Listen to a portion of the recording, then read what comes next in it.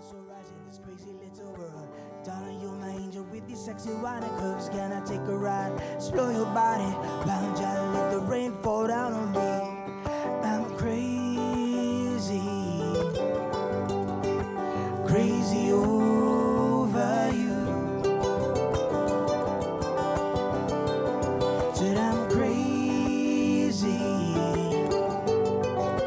crazy over you.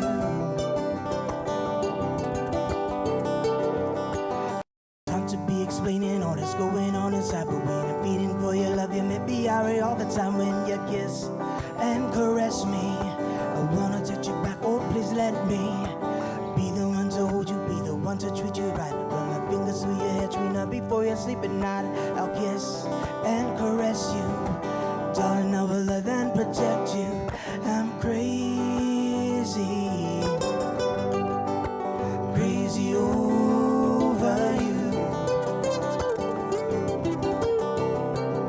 Said I'm crazy,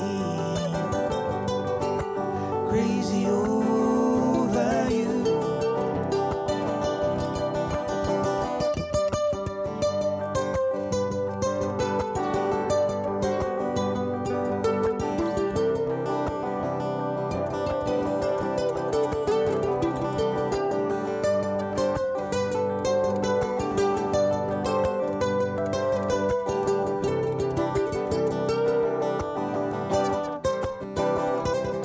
Just love me, love me, love me.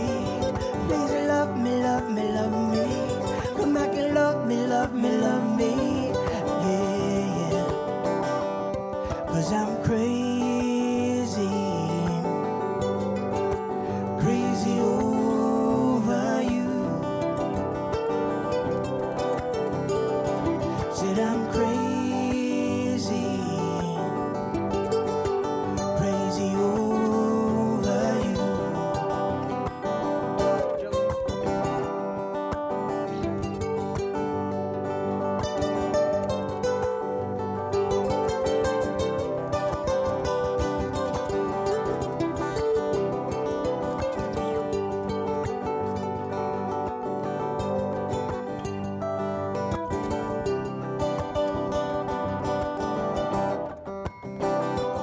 Said I'm crazy, crazy over you. Said I'm crazy, crazy over you. Said I'm crazy. Cosina uli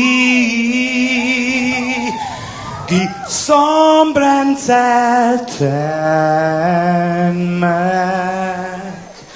e zu ita saluda antes di niga Radzaudzan malak estrezas durante todo el memu a nogi distancia como kupugi palu Zangiman malak guafi Ikonuna sugi airi Prebatu la noci Nai banderata gaigi Pues atan fanni bandera Kau Esta pagua pumalapa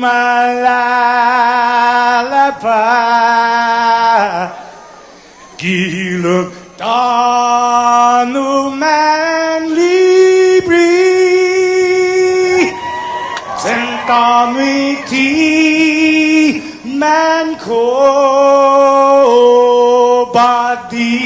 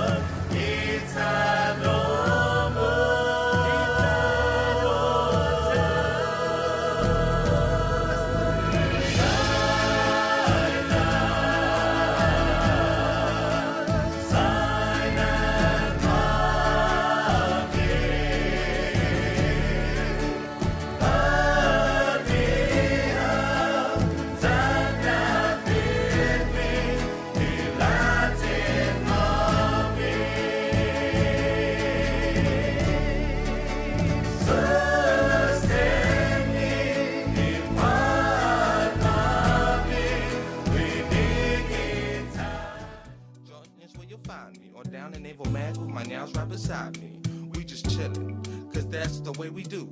Call the Chelus, tell them we gon' barbecue. The crew rollin' by tonight. We got Slim on the left and YD to the right. Let me take you to an island where the sun never stops shining. Let me take you to an island where the sun never stops shining. I gotta get some brew, cause I just got paid. Put up the canopy to get some shade, so we could kick back like it was nothing at all. While my primos and my homies playing basketball. The day is going smooth the way I thought it would be. Me and my family by the coconut tree, relaxed, waiting for the food to be done. My nephew's calling me to play one-on-one. I said, wait boy, I have to make the tanak. And once I get finished, I cook the tatagat, so we can chow down like we never did. Call everybody, especially the kids. We're just kicking back in the village. All the kids are playing around with the family. We're just kicking back on the island. Memories we're talking about with just you and me. Oh yeah.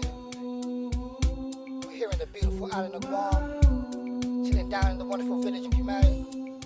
It's a beautiful day today. Sun shining bright, shimmering along the bay. Family, children laughing around. That's how we doing down here on my island. Let me take you to an island where the sun never stops shining. Here we go, yeah. Let me take you to Hungan. an island where the sun never stops shining.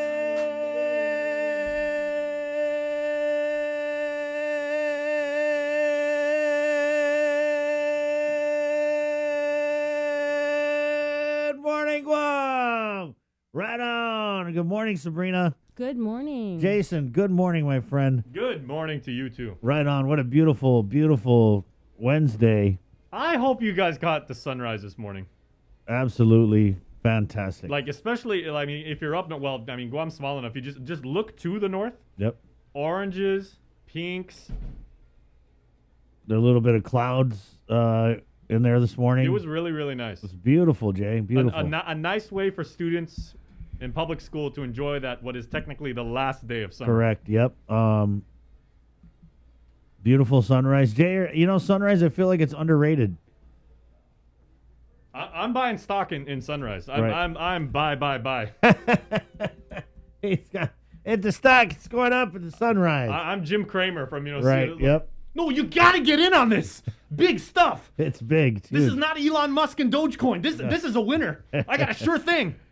That's Jason Solis, ladies and gentlemen. Ugh. Sabrina Solis Mantonani. We'll get into the news in just a little bit. This is the link. Can you tell I like the sunrises? Yeah, I can tell. It's 6:23, Wednesday, August 11th, 2021. You know what I didn't like? The JIC report numbers last night. Wow. That was a tad scary. Yeah, we're surging right now, guys. 44 positive cases last night. Oosh. 7 hospitalizations. Bree, what did you? Oh, the car score is 8.8. What? What did you glean from your examination of the JIC report numbers? You are at this point, after a year and a half, a JIC report no. scholar. Yeah. What she does is she compares the previous day's JIC report totals with the new release, and then she does a little math and is able to figure out, how many cases or what. Right? So we had 44 positives, and what did you see, Bree? 39 of those cases were local, 5 military. Wow. And they said a lot of them were contact, or substantial number were Right, contact yeah. tracing. Right? So And I mean, Contact. yeah. we know that there was some spread that went down at a gathering on, I think they said July 24th. And that's what Dr. Ann Pobutsky said last night. It's the gatherings, it's the Right. large in-house families. There's also some military positives going down, but we haven't got a lot of information about. Right. You say it's the military, but yeah, a lot of them is within the community. Right. Yeah. Yeah. So there's that community A spread. majority of If, them. I mean, if Correct, there is yeah. a silver lining on this thing, correct me if I'm wrong, but I'm looking at the graphic right now, right in front of you, Chris. The total number of people in the intensive care unit today, or as of last night, are 0. yesterday was 2, right? Yeah. Or so at least that means that people are spending a lot of time in the ICU. Right. That's the argument with the They're vaccination getting is treatment, that yeah, it and they're prevents getting better the. faster. It's supposed to help you with a severe illness. Yeah. Right. There's a vax clinic today, Jay. Yes, there are today. There's 2. There's 2. Yeah. Okay, so today starting at 9 in the morning through 12 at the Public Health Southern Region Community Center down in beautiful Inalahan. That's from 9 until high noon. Please go get that. That's a vaccination clinic. And also from today and then today, tomorrow, and Friday, 11 in the morning until 6 at night at the Micronesia Mall on the 2nd floor in the center court. Please head over there 11 in the morning until 6 p.m. Isaiah, again, for the second day, had a very compelling story last night about how, like, a lot of the people who are coming out are already vaccinated and, you know, like, for peace of mind, just to take care of the community, to do what's right. You know, they're... And also a lot of people that are probably close contacts to Yeah. people because the numbers are so high. Right. Yeah. Yeah. And people just worried, and they're like, oh, gosh, you know. Right. People worried something. A couple things I'm seeing on social media is first day of school tomorrow with this surge that we're in. Of course, you know, people concerned about the protocols and all that. So we're getting John Fernandez, our GDOE superintendent, on this morning to talk about the first day of school, which is still on for tomorrow. Someone had asked the governor, are kids still going to go to school tomorrow? And I think her answer was something like yes. Obviously, there's a lot to talk about this morning. Wow. So speaking of which, you referenced that. You were at Adelup for yesterday's press conference, right? Yes, I was. How was, I mean, we all saw it, and we heard Yeah. the questions that were asked and the responses that were given and the presentations made. But what was can you describe, you know, like the feeling in the room, and, you know, like, was it tense? Was it like more laid back, or was it anxious? That's the kind of thing that, like, you really can't tell, like, you know, Yeah. like watching it third person. So It what was what to me. that It like? was tense. It was tense. It was tense. I mean, because it was just the media and the governor and Crystal Paco San Augustine and I think policy advisor Ricky Orsini and labor director Dave Della Sola was there. So was the BBMR director Lester Carlson. Hi, Lester. Ed Byrne of DOA were there, but they didn't talk. I think Lester had said one thing, but so the governor went on and talked about all the people she met in Washington, D.C., and it was kind of funny because someone was texting me, this sounds like the show and tell, because there weren't any, you know, I thought they were going to do like a big presentation since she came back, you know, 5-6 days ago, but she kind of just reeled off all the different meetings that she went to, a lot of them dealing with trying to get the hospital built. Mm-hmm. But after she was done talking, it was just like quiet, and people were, the media was like, okay. I didn't know we were supposed to clap or what, you know what I mean? This is what kind of awkward. But yeah, I mean, a lot of the media were asking questions about the trip. But of course, I wanted to ask about the All Rise and just the transparency and the trouble that, you know, everybody's been having with getting information about the American Rescue Plan spending, and, you know, whether or not she's going to follow the Rise or the All Rise or whatever, because she had said that she was going to do the All Rise program, but her answer was really confusing. So it kind of went around, and then when it got to me, I was like, man, Governor, can you kind of clarify your answer? Because it was just kind of confusing.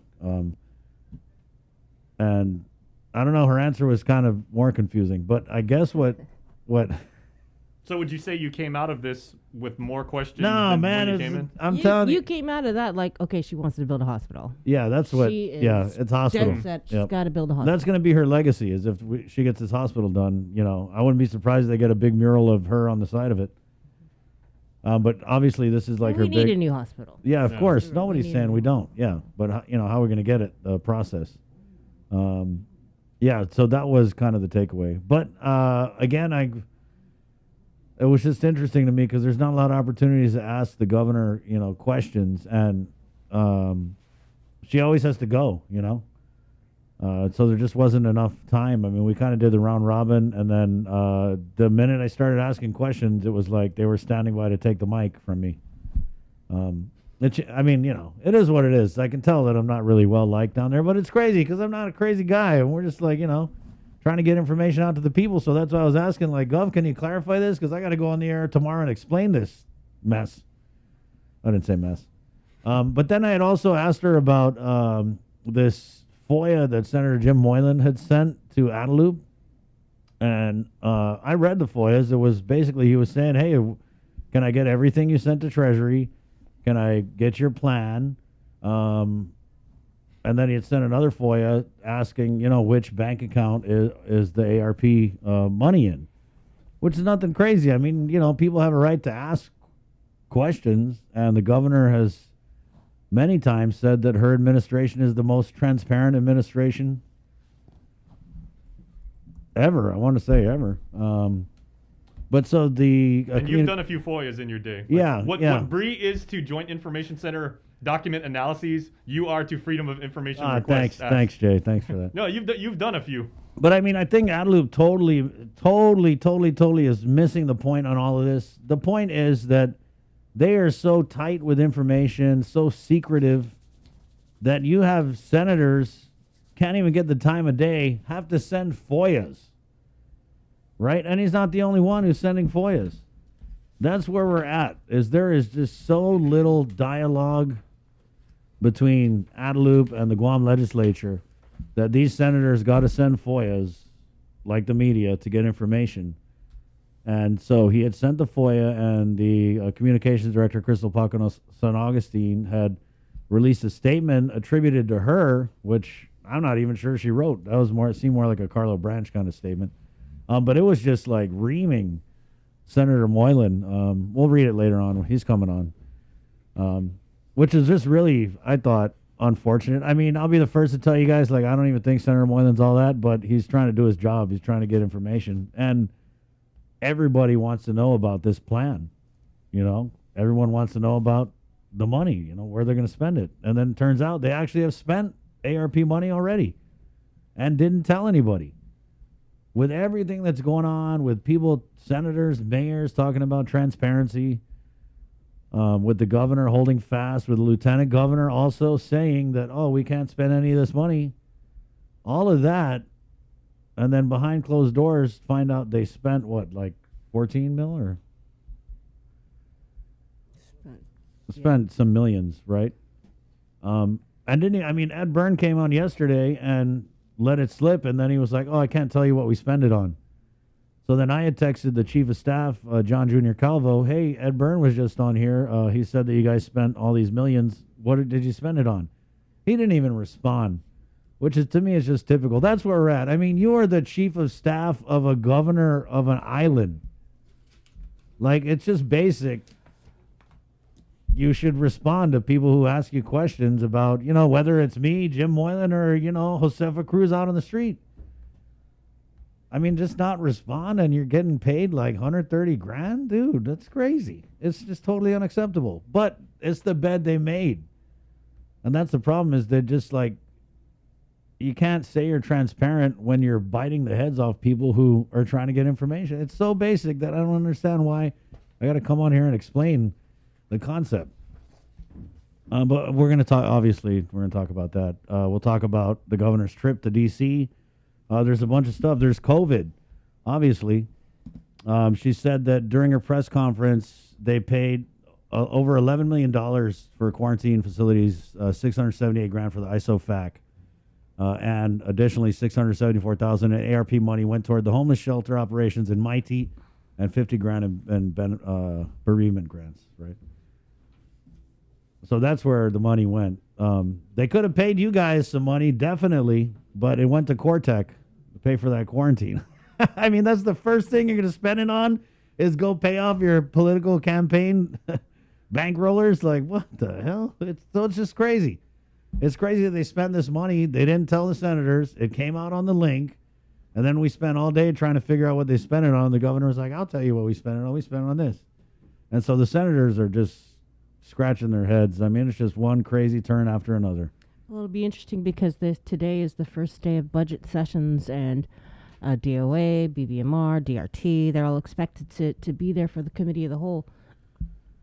Right, and so this was, if you guys are tracking this, the speaker had written a letter to the governor. There's a lot of letter writing going on, but this one was basically like, hey, come down to the legislature, right? Right. Yeah, and the governor was like, that's an unusual request. Why would I go down there?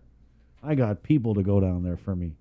Which, again, this tone, right, the way they're, like, crapping on Jim Moylan, the way they just disregard the speaker, it's very sad. I want to quote Frank Wells Jr. It's sad because it doesn't accomplish anything. It doesn't.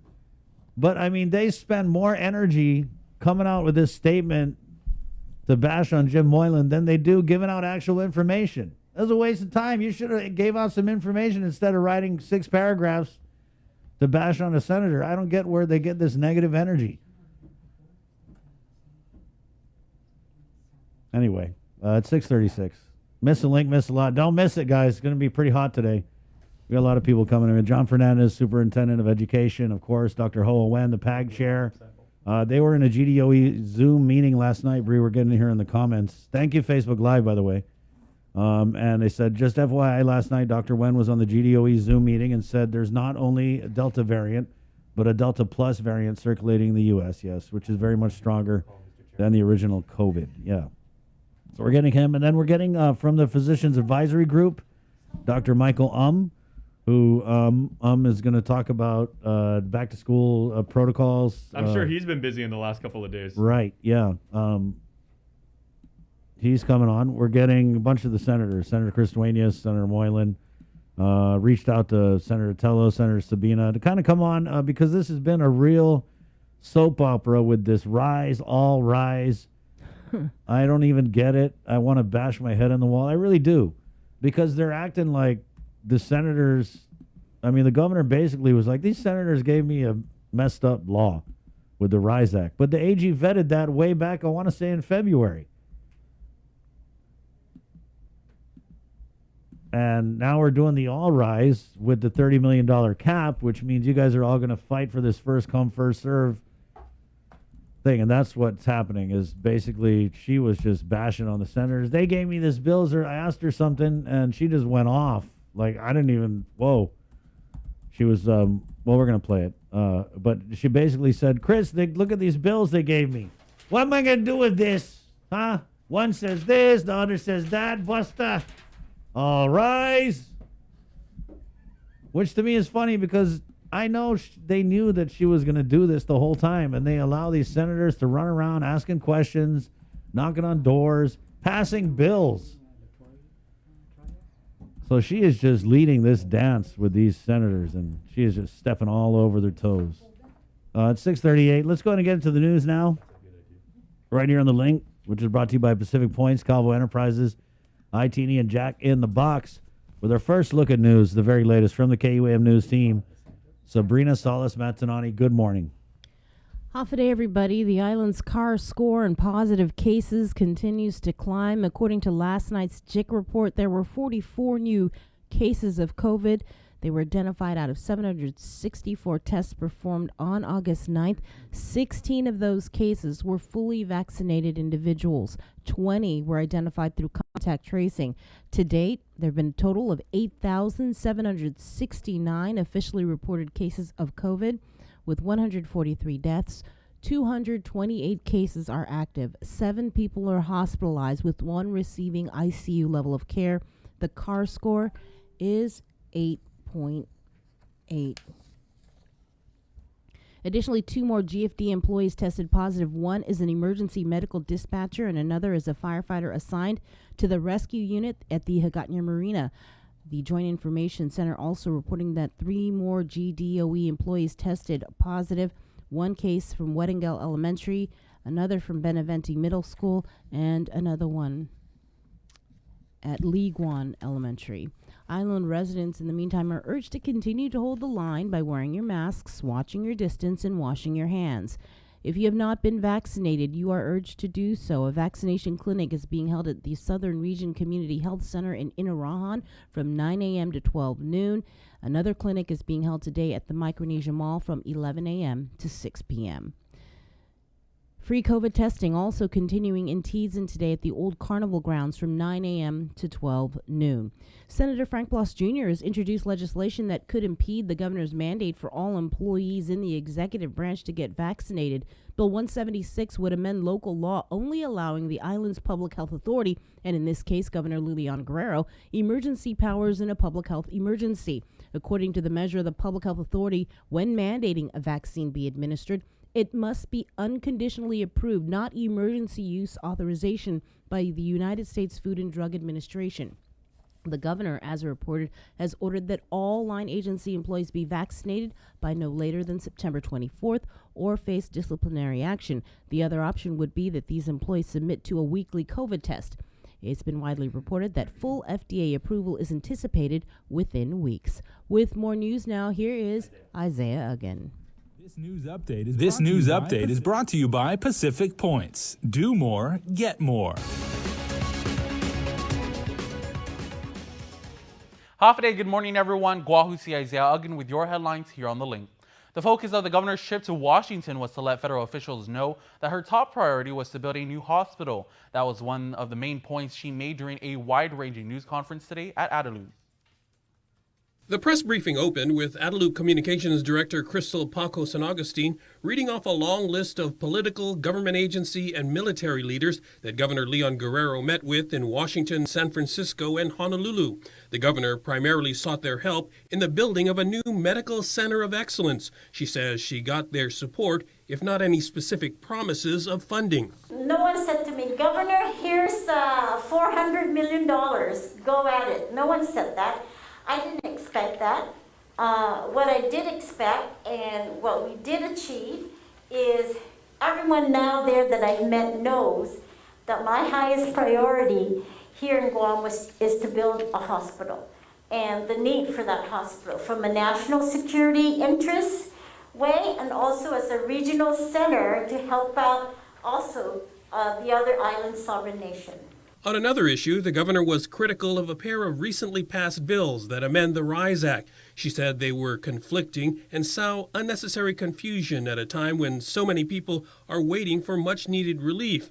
But her timetable for RISE payments is still about 3 weeks away just to have the first applications available. Daphne from the Department of Revenue Tax has authority over the program, and I have discussed with her the process, and she's in the process now to do the application process online, Lester, so that on September 1st, people can just apply.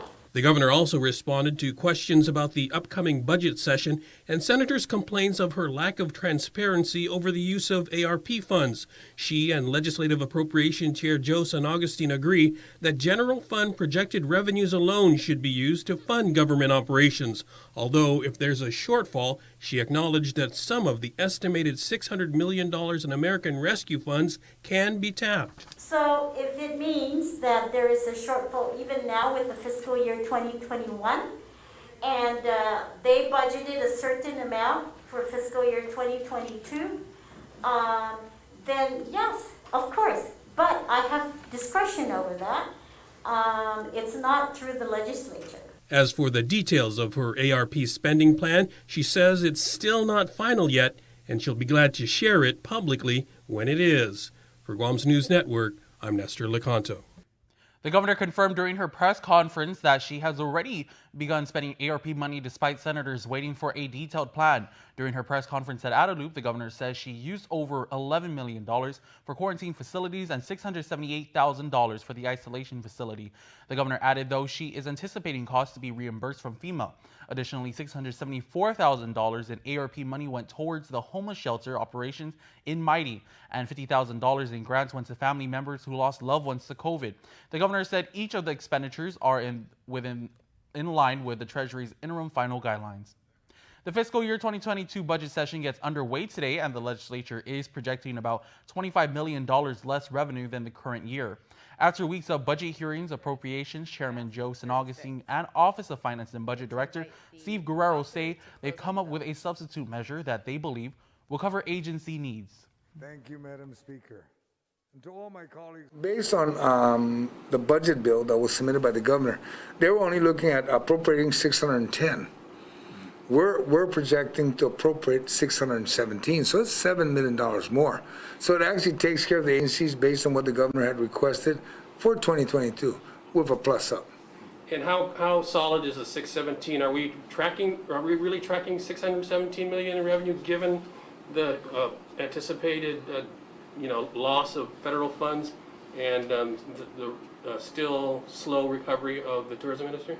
We've taken basically everything into account, things such revenues loss as a PUA decrease in spending power, simply because, PUA is estimated about $36 million a year.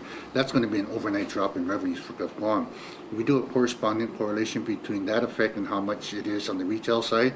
We've done basically, an analysis which we feel we're comfortable with. We're conservative, but I'd rather be conservative than over-conservative and not. Session gets underway this morning. Senators must submit a final budget bill by August 31st.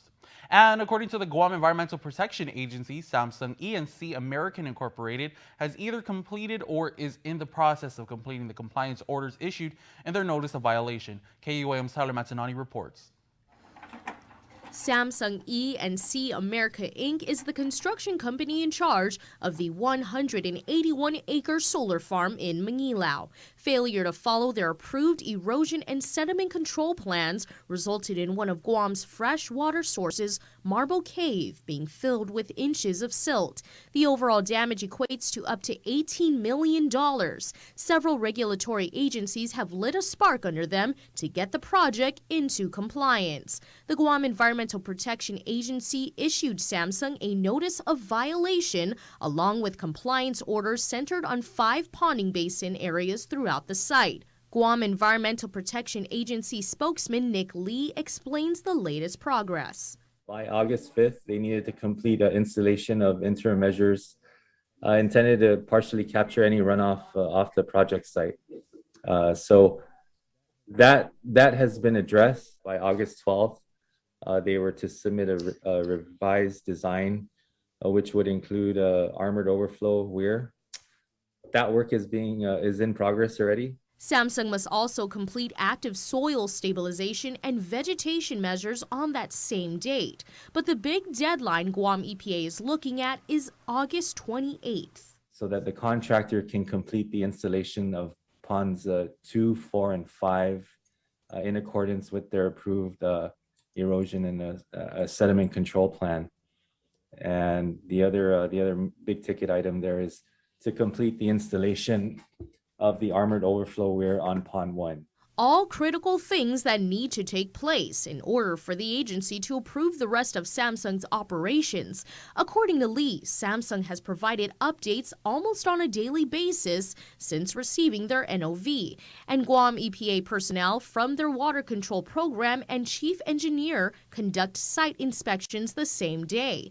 As for reparation to Marble Cave, Samsung must repair any damage that may have been done due to non-compliance as per the NOV. We're still working on trying to get a plan from the contractor to see what type of remedial efforts are going to take place in that area. Federal investigators from the U.S. Environmental Protection Agency will be arriving on Guam to conduct a site visit of the damage in the Marble area in the coming weeks. Reporting for Guam's News Network, I'm Tyler Matinani. That's it for now. We'll see you tonight for KUAM News Primetime. This news update is brought to you by Pacific Points. Do more, get more. Speaker Therese Terlahi, meanwhile, issued a statement following the governor's press conference yesterday. The speaker saying, quote, "The governors clearly have the authority to remove impediments to making RISE payments and had the ARP funds in the bank since May, but failed to deliver the money to those in need. Today, the governor said they are still working on an application after 7 months and won't release the funds until September. It is a mockery of the real suffering and needs in our community and flagrant disregard for the truth that she held the funds this long without a legitimate reason, yet started spending it for other purposes. It is ironic that the governor is alleging the motivation in passing legislation was about recognition and headlines then immediately took credit for pumping $1.2 billion into the economy when that came from the federal government. We sent 2 bills with 2 options to remove any perceived impediments on the rise payments. All the governor has to do is pick one and stop the games, end quote. Meanwhile, the Leon Guerrero Tenorio administration coming out hard against a FOIA request from Senator James Moylan. Senator Moylan on August 9th sent a FOIA request to DOA Director Edward Byrne. The Republican senator was seeking information on ARP money, specifically where it was deposited, asking whether it was at the Bank of Guam or Bank of Guam Trust. He also requested information on how much of the ARP money was spent. Governor's Communications Director Crystal Paco San Augustine issued a response to the request, essentially calling out the lawmaker, quote, "There is a fundamental misunderstanding on the part of the senator regarding what a FOIA request is and what the government's obligations are in responding to such requests. These are document requests, not interrogatories. This is such a basic, well-litigated area of the law that is shocking that a sitting senator is not intimately familiar with its limitations." The Governor Communications Director suggests that he sent a proper FOIA request and DOA will respond. And here's more from the press conference yesterday when my colleague over here questioned the governor about the All Rise as well as the FOIA from Senator Moylan. Thank you, Bree. I don't like to send plans out that are preliminary because it can change. But once I get the final numbers that we're looking at, certainly I will share that with the public. Absolutely. Last but not least, Chris Burnett, KUAM. Hi, Gov. Welcome back. Thank you, Chris. Good to see you. I just wanted to, I had a couple questions, but to kind of clarify. So when you say you're going to use the All Rise program, does that mean you're scrapping the RISE Act law and you're going to use? So the 2 bills, I don't know if you've seen it, Chris. Yeah. They're conflicting. One bill says the program ends on December 2023. Another bill says the program ends on June 2022. One bill says that the grant would be $1,000 for those who are 40,000 and below, and the other bill says $800. One bill says $2,000 for joint filers. The other bill says $1,600. So, what do I do? So I want you to know, despite and in spite of what the senators say, this administration is very empathetic. We are very sensitive. We are very compassionate. We are very passionate in helping our people. We've done that throughout the whole pandemic. We've made the hard decisions. We got criticized about the initiatives that we put in, but we saved lives. And we are starting now to bring back our economy. We're starting now to reopen. And I want to stay on that mode because that's how we're going to get back to some normalcy. So to say that this administration doesn't care for the vulnerable and for the vulnerable people is farthest from the truth. It's evidence. We have pumped $1.2 billion into the hands of our people. So I get very passionate about it because we are an administration that cares for our people. It's just confusing, Gov, because We are going to have a program. So is it going to be the RISE Act law, or are you just doing your No. own thing?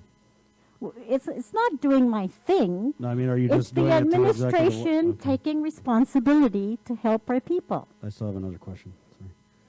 Sorry.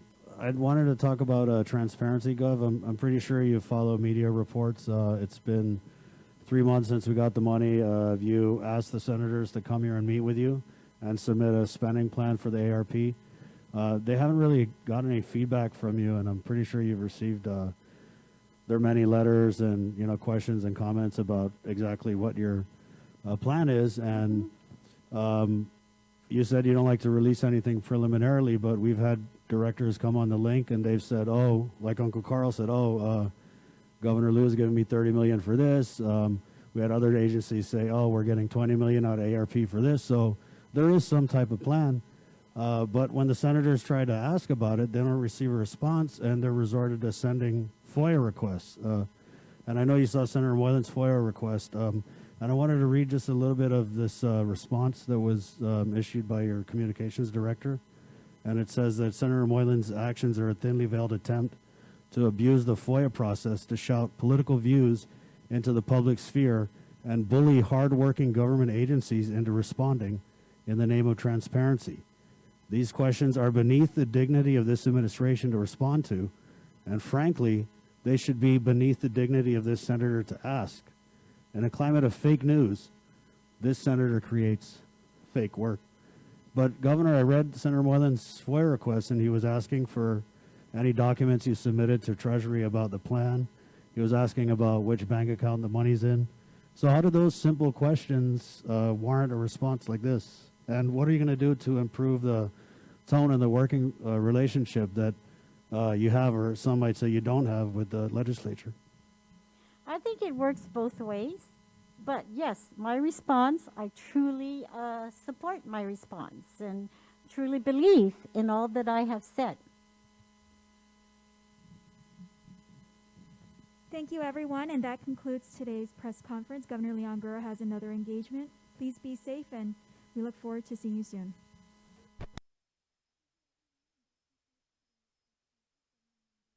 All right. Please be safe, and we look forward to seeing you soon. She had another engagement, guys. I think it's because the bankers hours. 3 o'clock. Pull the plug. We're done here. No more questions. Come on. We can talk about this coming up the whole show, but let's go to the KUAM News Zoom room here and get Attorney Mike Pangilinan. I wanted to bring him on as we have seen a vaccine mandate on the government of Guam side, and he's with the Human Resources Group, SHRM, and so we wanted to bring him on and talk about vaccine mandates just generally, and then in the private sector as well. Good morning, Mike. Thanks for joining us. Good morning, Chris. Good to see you.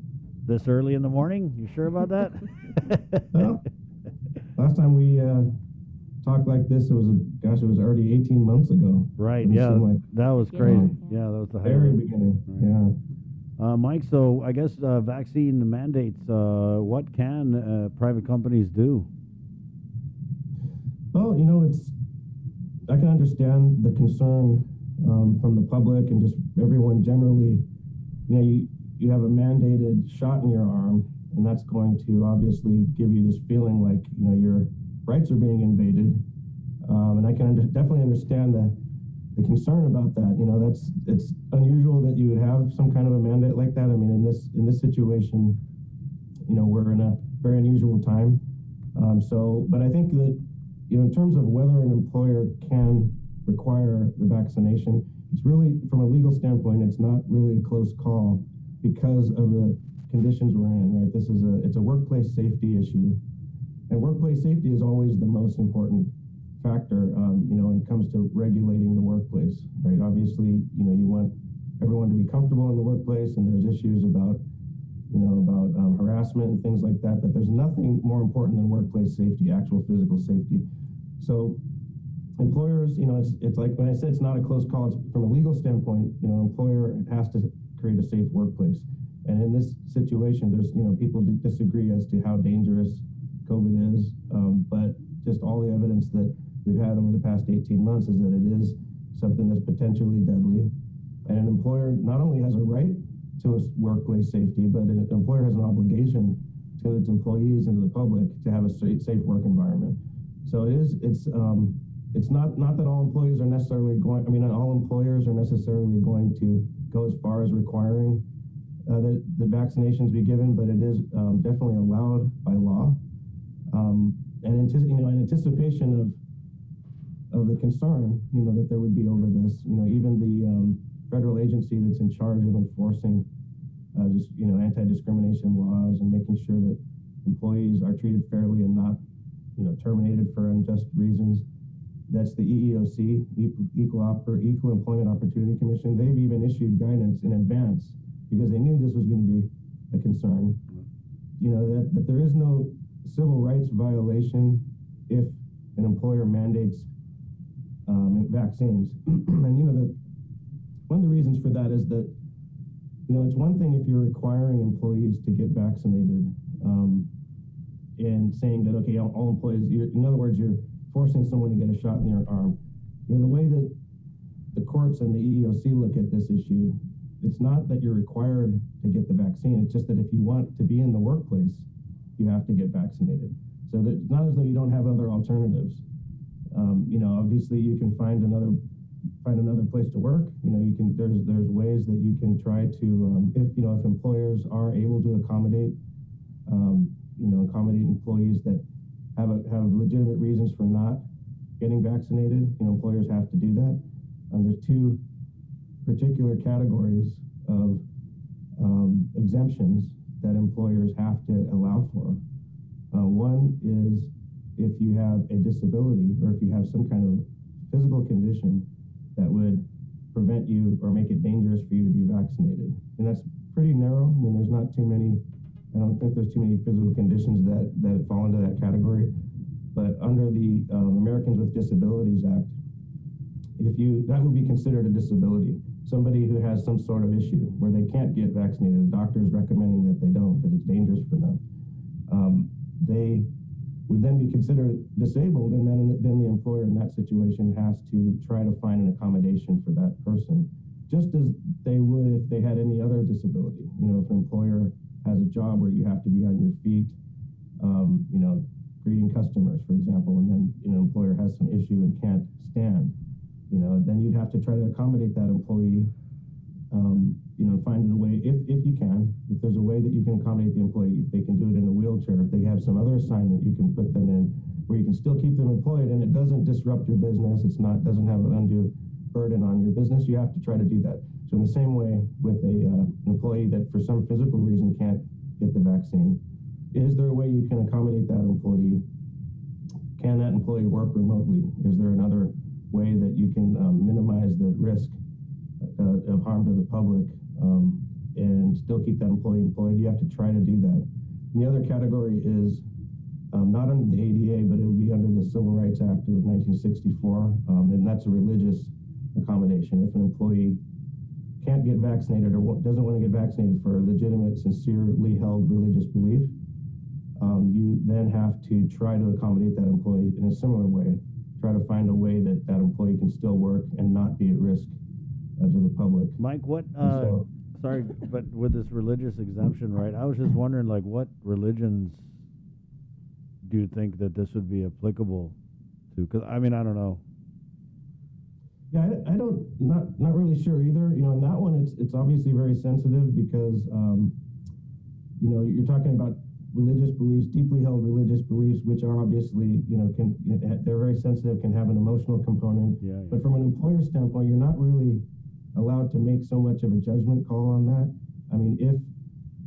Because it doesn't necessarily have to be an established religion, I guess what I'm saying. There can be it can be a religion that's not necessarily well known, and you sort of have to take the employee at their word. If you have some independent basis to believe that the employee doesn't really hold a religious belief and that they're just kind of making it up, you have some other sort of factual basis for that, yeah, that can come into play. But otherwise, you can't do some sort of background check, or you can't interrogate the person about their beliefs. Right. In most cases, you have to sort of accept it if they do put forth that explanation, and then try to accommodate them. That doesn't mean you have to accommodate them, because in some workplaces, there's just nothing you can do. They have to be there in person. They're putting people at risk for not being vaccinated. So you have to at least go through an analysis and make an attempt to see whether there's some arrangement that can be made for them in that situation.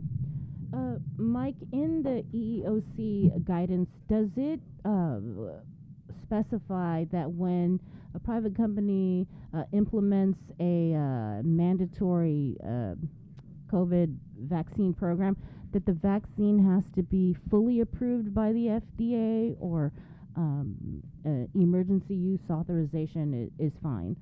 Because we just read a story on this bill that's been introduced in the legislature to kind of prevent this mandatory vaccination executive order that the governor had issued, that the vaccine has to be fully approved by the FDA first. And then we kind of heard with the Department of Defense Lloyd Austin is sent a memo that he wants to implement a mandatory vaccine program within the military, and the president, he can waive the EAU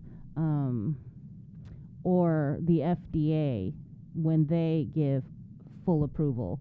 That's when he's hoping to get the mandatory vaccine program in place. So I wasn't sure if that EEOC guidance kind of clarified that. Yeah, we did have a question about that.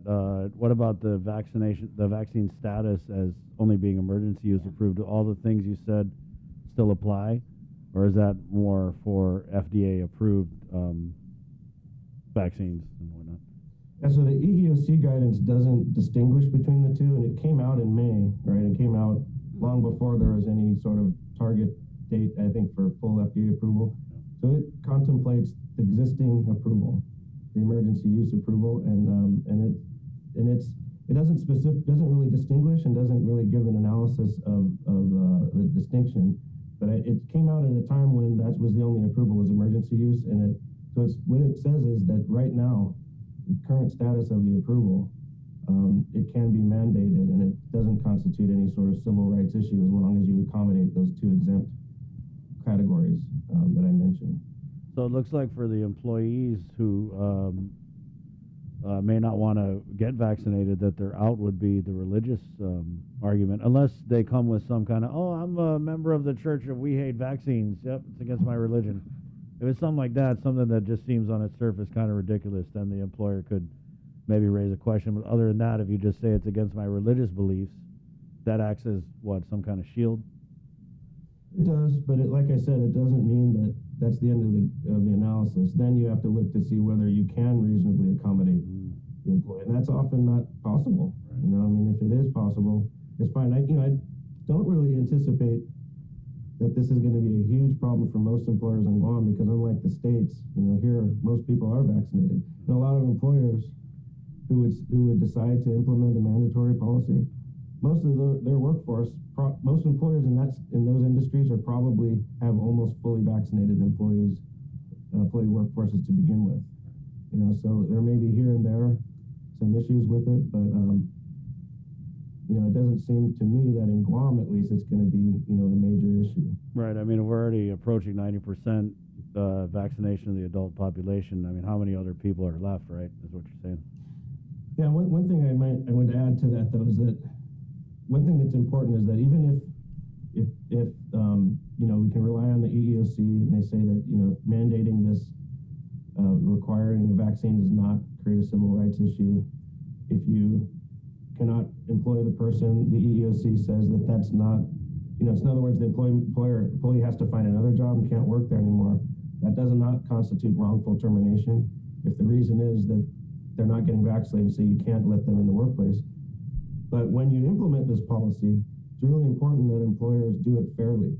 In other words, so if you have a workforce where you anticipate there's going to be a decent number of employees that might opt to not get vaccinated, you have to implement it in a neutral way.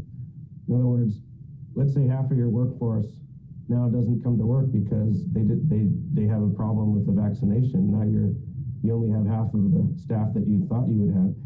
Now you're sort of in a position where you're understaffed, and now you might be tempted to make exceptions. Like, well, shoot, these managers, I really need these guys. Okay, I'll make an exception for you guys. You guys can come in without the vaccination. You create some sort of exception. In that case, now you're opening up a different issue. Now you're opening a possible discrimination claim, saying, well, why am I being treated unfairly? Is it because I'm older, or is it because I'm, my ethnicity? Then you're opening up all that. So, you have to be careful when you implement the policy. You should have it in writing, make sure it's clearly, it's applied across the board. And the only exceptions are those two that are required under EEOC guidelines. And so that you don't end up inadvertently walking into a discrimination claim just in the way that you implemented it. Right. I just wanted to ask before we let you go. I know we're talking private sector here, right? And I know Bree had mentioned the government of Guam mandate. Do you feel that these it's like cookie cutter? You can just apply the same things you told us to the government, or does it kind of change because it's the public sector?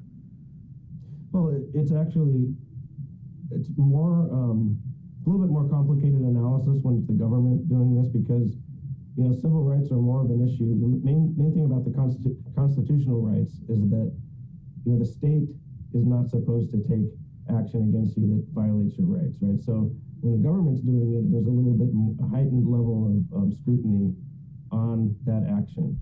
And so then you're looking not so much at the EEOC, but you're looking at the courts and you're looking at the Constitution to see whether the government is allowed to do this. And the civil rights analysis becomes a little bit more detailed in that context, right? But even there, you know, as I said in the beginning, it's really not a close call. There's U.S. Supreme Court cases going back. The reason why they're so old, you look at these cases, the Supreme Court cases from the early 1900s, is because that back then there was an issue like this. It was smallpox was spreading across the country, and states were starting to implement mandatory vaccine laws. You know, that everybody's got to get vaccinated, and you know, and so that went to court, and so back as long ago as 1905, there's a U.S. Supreme Court case that says when a state does that in a situation where there's a public emergency, it's a pandemic or an epidemic, the state is allowed to do it. It does violate your liberty to have, it's considered an unwanted medical procedure. If you don't want to be vaccinated, you're getting a shot in your arm. That's medical treatment that you don't want, right? And so that is a violation of your liberty, and it is a constitutional issue. But the analysis is there a compelling interest? Is there a basis for the public benefit? You know, is there an issue that warrants it? Yeah. And so you do this sort of balancing test, and the courts that have looked at that have decided that in the situation when you're in a pandemic, you know, that it outweighs the infringement on your civil rights to require it. So that would be more of an analysis of case law, and that's I think why in the governor's executive order you see the cases that they reference. I think that they're anticipating potential concern. And I think it seems like they've you know, tried to make all the arguments in the executive order, so that, and those are the arguments, you know, that you find in the case law when you do the analysis, including a couple of recent cases, you know, where this same argument has been made in a few district courts, U.S. district courts in the states. You know, Mike, I wonder if it gets fuzzy, right? Because when you talk about the community, intent to protect the community, I wonder if it got like deep into a court case on the government side. If someone could argue that, oh, well, if I'm vaccinated, I can still catch COVID, so how is this protecting the community? You know what I mean? I feel like there are arguments that could be made on the government side, right? I mean, we're just getting comments along those lines. Yeah, and when you read the cases, you know, you see that the way the courts look at it, they're also relying on science. So they understand, general understanding is that vaccination doesn't just protect the person. It's the whole point is to eradicate the pandemic, eradicate whatever the virus is, right? And the only way to do that is to get most people vaccinated. In fact, you have to get like way more than the majority. You have to get like, you know, 80% to get to the point where now the virus will no longer spread, you know. And so in order to do that, everyone has to get vaccinated. And if you're looking at it from the standpoint of an individual, you're not just trying to protect that person, you're trying to create this sort of vaccinated community. Because that's the goal. Assuming that's the goal, and the courts sort of accept that as a premise that that's what we're trying to achieve, okay, well then that is a pretty important thing, to get this thing eradicated. And it's important enough so that if a person is now required to comply with it, they also look to see how big of an infringement is this on the person. They're not being locked up, they're just being told they've got to get this shot. And that's, you know, that is outweighed by this sort of huge public benefit of creating an eradication of a virus. Interesting. You good, Rick? Yeah, I wanted to just kind of ask, within the organization, SHRM, and the human resources managers, is that kind of what we're going to be seeing, or that's kind of like the big topic of discussion amongst the human resource managers, that they're kind of looking to implement a mandatory vaccine program in their companies? Yeah, it has been more recently, over the past month or so, a topic that has come up.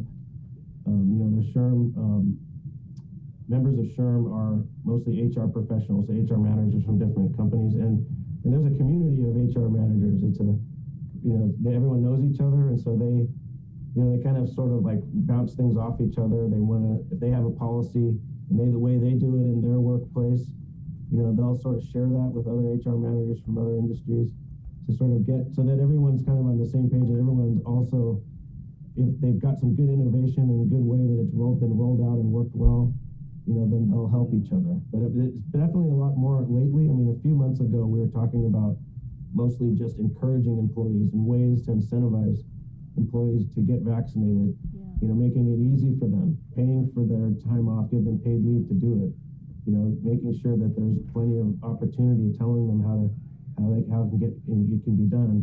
So more of just, or even giving them some extra sort of prize if they get vaccinated, right? Like a new car? But now it's more, people are starting to realize now that we really need to get this mandated, and I think a lot of companies are now starting to look in that direction. Mike, I don't know if you can speak on this, but I think the evolution of the mandatory vaccinations for government and private sector workers is this thing that you're seeing in the States now, where it's like, you can only come in here if you're vaccinated.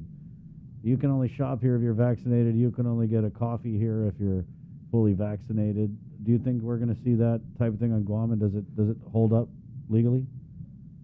Well, it holds up legally. I think I think it's it's the same kind of situation. You're talking about a safe work environment. It's we're in employment context, it's about protecting employees and the public, but even in any sort of public setting, restaurants, those are still a workplace. And so if you're requiring your employees to be vaccinated, you can also require customers to be vaccinated, or anyone who enters that space to be vaccinated. In the States, you're seeing universities that are requiring not only their students, but all the support staff, faculty, everyone that works in the cafeteria, and anyone coming onto the campus has to be vaccinated. And that's some schools are starting to implement that.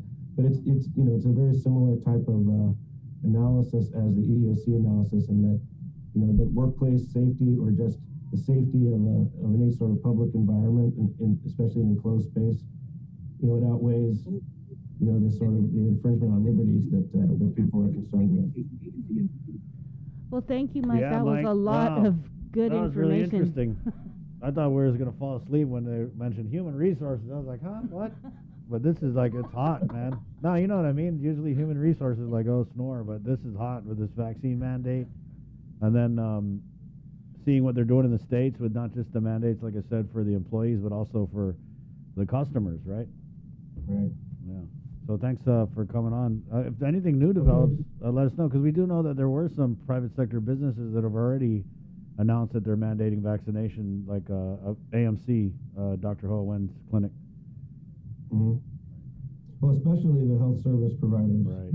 That I assume those would be the first to do it. Right. Yeah. But like I said, most employers and a lot of the HR managers that I know, their companies, their whole workforce is vaccinated already. So they're announcing the mandatory vaccination, but maybe there's very few people that are going to really be negatively impacted by that. Right. Thanks, Mike. Thanks, Mike. Okay. Take care. There you Thank go. you. Attorney Mike Pangilinan, and he's with the Society of Human Resources Managers. They're good talk about vaccine mandating. Wow, that's pretty interesting. 7:19. Let's jump into the Zoom room here with Minority Leader Senator Chris Duenas. We have a bunch of senators coming through this morning, but we'll start with Senator Duenas and the Minority Report. Good morning, Senator. Good morning, Chris and Bree and Jason. Wow, what a week we're having, huh? Well, yeah, just FYI, they've already spent about like 12, 13 million in ARP funds. Millions. And the governor has scrapped the RISE Act law, and she's going to be doing her All Rise. And the $30 million cap is still in place. In case you might have missed it, there was a lot that happened yesterday. Excellent work KUM's been doing, and making headlines, and actually making it easier for us, Chris and Bree. You definitely got the information out yesterday, and it looks like maybe you've created an environment where there will be better communication and more information sharing now that we know that ARP spending is underway. It'll be interesting to see what what quarantine payment that was. I'd like to see the invoice on that. It was interesting to say that 11 million was spent for that, given the fact that CARES Act was carrying that for the longest time. And the discussion of anticipated reimbursement, so I'd like to see what procurement that's for, whether it's the current facility or a prior facility. I think that might be an interesting story.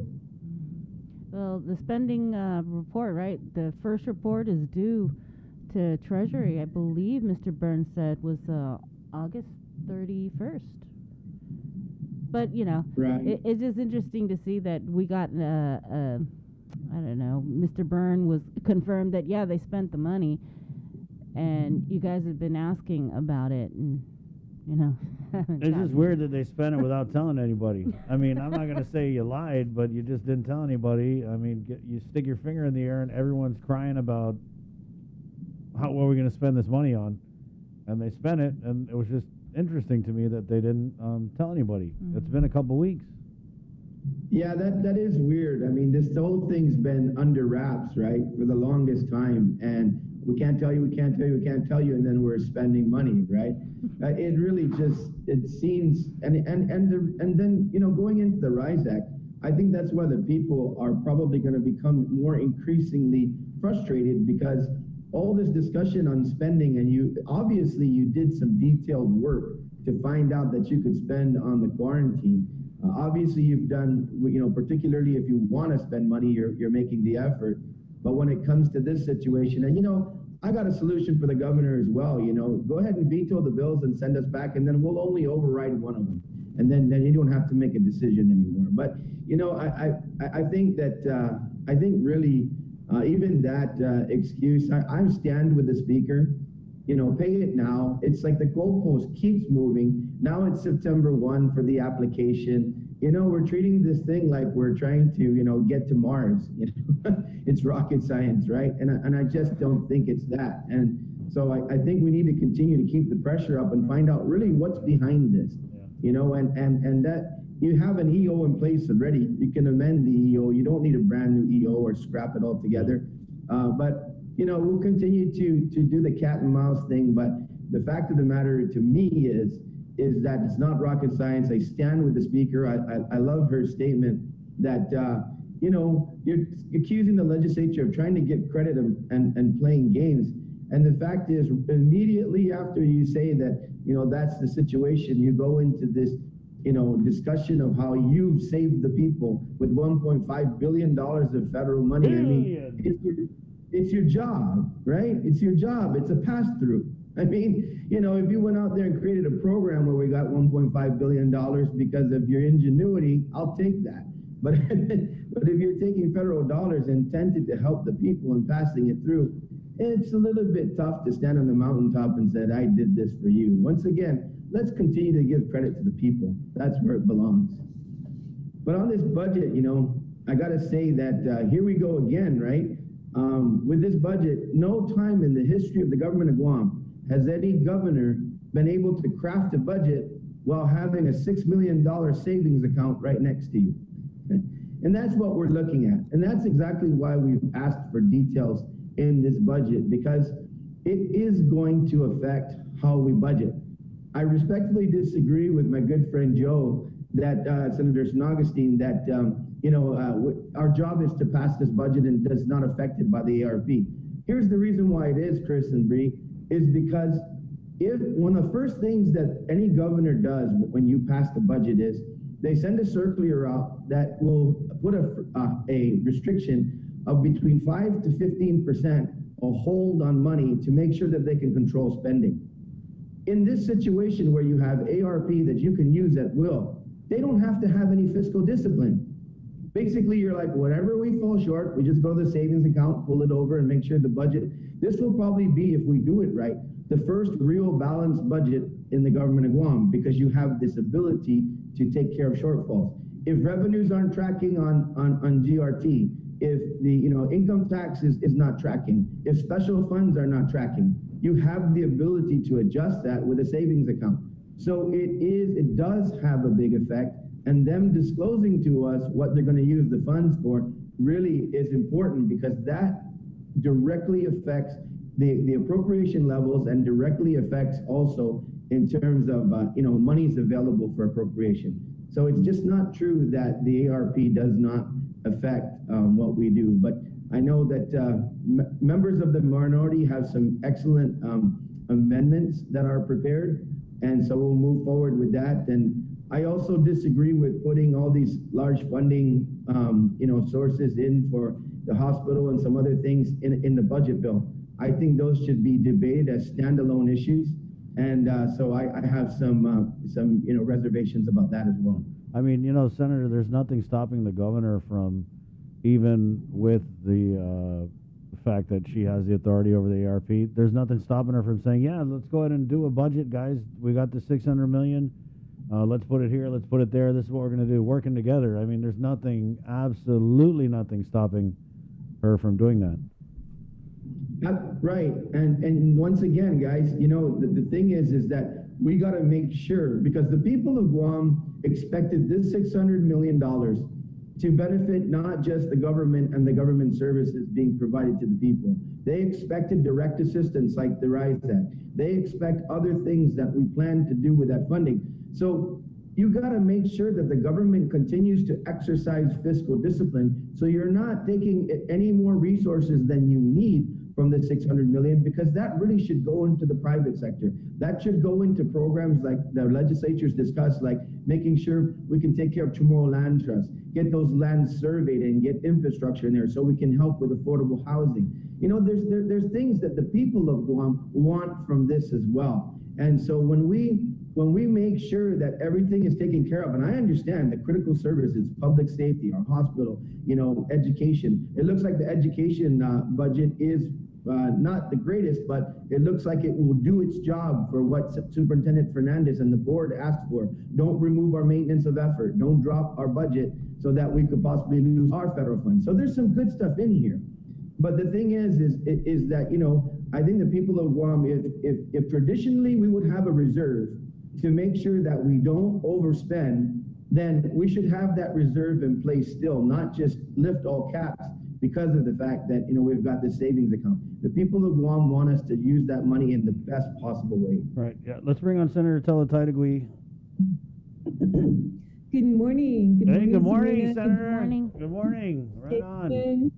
Jason, Chris, and everyone, and to my colleagues, Senator Duenas, and to the KUAM listeners this morning. What cracked me up in that press conference yesterday was, I didn't even ask the governor if she was compassionate. I just was confused because there was a couple media that said, hey, what are we doing with the All Rise, what's the deal? And her answer kind of confused me because it's been so confusing. Senator, you said it's like we're trying to get to Mars, but I would say it's like we're trying to get to Mars, but first we're going to go to Uranus, and then we're going to go to Saturn, then we're going to go to Jupiter, and we're going to get all this runaround before we even land on Mars. Because this has been going on since January. The governor is acting like this is a new issue. It's not. You had since January to pay this thing out. The AG looked at it. He said it's fine. The eligibility's cool. Go pay it. She didn't do it. And so now we're in this situation. Yeah, it's just nuts. So anyway, I'd asked her to clarify what she was going to do, and it just ended up being this they say we're not compassionate. We're compassionate. We're passionate. But then it was funny because she was like, wait, when does the PUA end again? We care about you guys. Wait, when are those people going to be off that PUA thing? When is that, September or what? Huh, Crystal, when's that? September? Yeah, they're going to be off it in September. Get a job, you bum. But we're going to give you this money maybe. I mean, she said that it was supposed to be a cushion to carry people from PUA. I mean, we're talking about $800, Gov. Quit being tight. These people needed this money in January. Well, you got to remember, too, that she mentioned she was already spending some of the ARP money in May. She started utilizing that money. And that was the time she goes, oh, we want to make sure we pay this out, in a timely fashion, but responsibly. I mean, all you have to do is look at our neighbor in CNMI. They were issuing out this funding out a lot sooner than May. They were pumping this money out to the people where it's really needed to be done, give to the people. And that's all we were saying too. And it was ironic that she mentions that the legislature Never in my life as a senator have I ever seen two conflicting bills. Well, never in anyone's life have we seen a budget coming up that also has an additional $600 million standing in the wings to be spent as well. That's unprecedented. You know, and so there's a lot of things that are changing. We just gave her an option. Which route would she like to take? We all know that she created another program called All Rise, you know, and now it sounds like she's scrapping that. She's scrapping the legislature's recommendation in the 35th Guam legislature when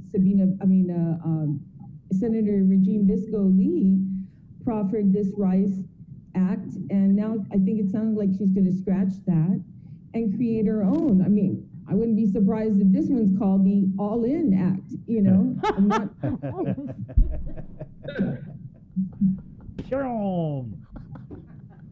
So,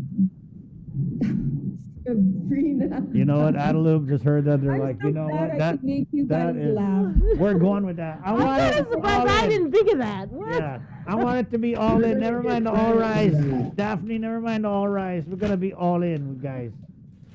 The All In Act. No, I mean, you guys, I'm so glad that I can make you guys laugh. I mean, you guys always take the heat. And Chris, I swear, I've never heard you be so nice asking a question during that press conference yesterday. And boom, you just got attacked, you know? Because this is the station where you get, you know, the reality checks are in, the hard questions are asked, you know, and she knew that whenever it comes to you or Sabina asking the questions, it's going to be questions that people want to know. But they're not even hard though, Senator. It's like basic questions that, you know, I don't get it. It's like, are you just too busy to be governor and answer questions or what? And what gets me is like, I'm not crazy. We're just asking the obvious questions that we think people want to know. And so the minute I start asking a question, I got Crystal Paco San Augustine breathing down my neck, like trying to grab the mic, like, give me that. We don't know what he's going to. And I'm like, hold on. You guys muted the media. They were routinely just trying to cut off reporters during these press conferences. Like, you didn't learn from that? I mean, we hardly get the gov. You just drop these huge bombs, and then you don't want us to ask questions about it. And then when you get senators who send FOIA requests, I'm going to go ahead and read this statement out here. I thought that was priceless. Yes, please. So, I mean, this is the point that we're at, ladies and gentlemen, is that these senators, they can't get the time of day from Adelup, and they have to send FOIA requests, which to me is just, I mean, in the spirit of cooperation, I don't get it, you know. And this release came out attributed to the communications director, Crystal Paco San Augustine, which to me, this statement is kind of like, they took her training wheels off, you know what I mean? I would love to see them let her run. You know, in these instances where the governor is too busy to answer questions, let's put Crystal Paco San Augustine up there. Like, what's her name? Biden's? Jen Psaki or something. Yeah, you know how Jen Psaki sits there and answers all the questions? They should do that. I mean, can't you see that people need to know things? The media needs to know things so that we can report it out to the people. And so Senator Moylan has sent these FOIA requests, and they were talking specifically about the one he sent to DOA Director Ed Byrne, which was basically saying, hey, where's this ARP money? Which account is it in? La la la la. And even if if they felt Senator Moylan didn't like adhere to the FOIA parameters or whatever, they could have still noted the intent of his request and easily provided the information. But they didn't do that. Instead, we get the communications director with this statement. There is a fundamental misunderstanding on the part of the senator regarding what a FOIA request is and what the government's obligations are in responding to such requests. These are document requests, not interrogatories.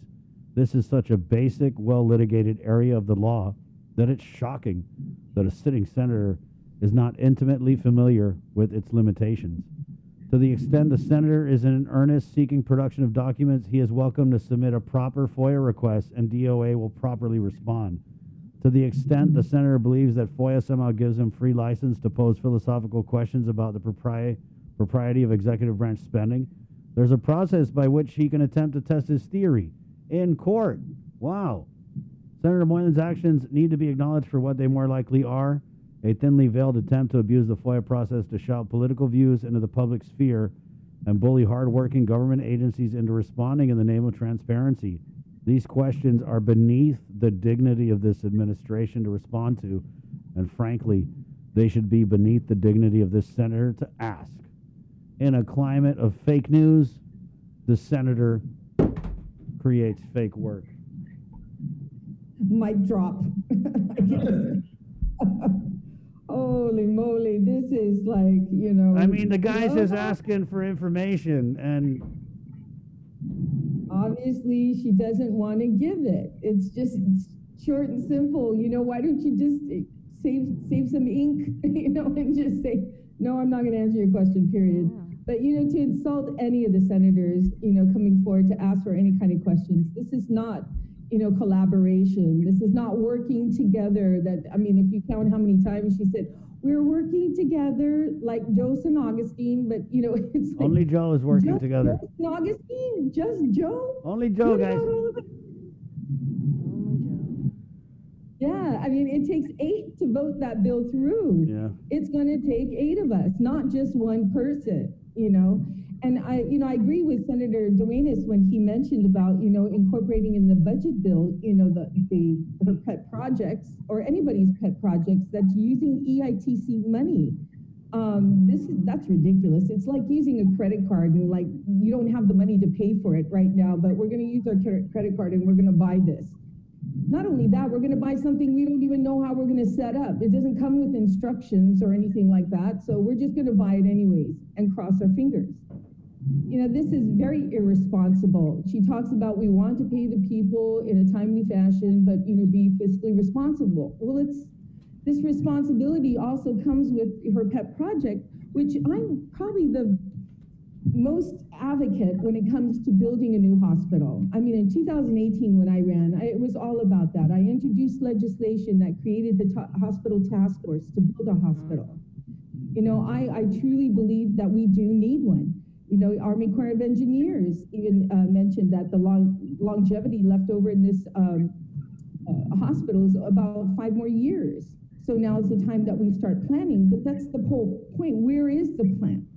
We're just supposed to give her a blank check and, you know, build a hospital. The whole trip, she went on to Washington and the other areas. And she made it clear yesterday, everybody knows my priority is the hospital. Well, what happened to the people of Guam and the situation they're in right now, this day? If the priority was the hospital, then a plan should have be brought to the legislature for us to see step by step, how are we going to build this hospital? What's going to be, how many beds are going to be needed? Who's going to manage this? Nothing has been brought to our attention on this.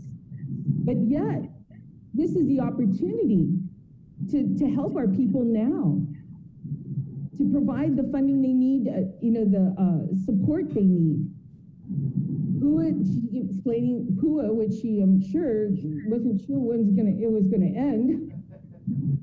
She had to ask, you know, I mean, was it the Post or one of the media is actually putting a count as to when PUA is gonna end. You know, it's just so sad that, you know, that whole effort in Washington, D.C. was spent on finding a way to use our money to pay for the hospital. I agree that's very important, you know, very important. But right now we have a crisis and a situation on our island that needs to be addressed right now with our people. You know, and they've been calling out, and the legislature has been doing everything possible to give her options, to push the envelope.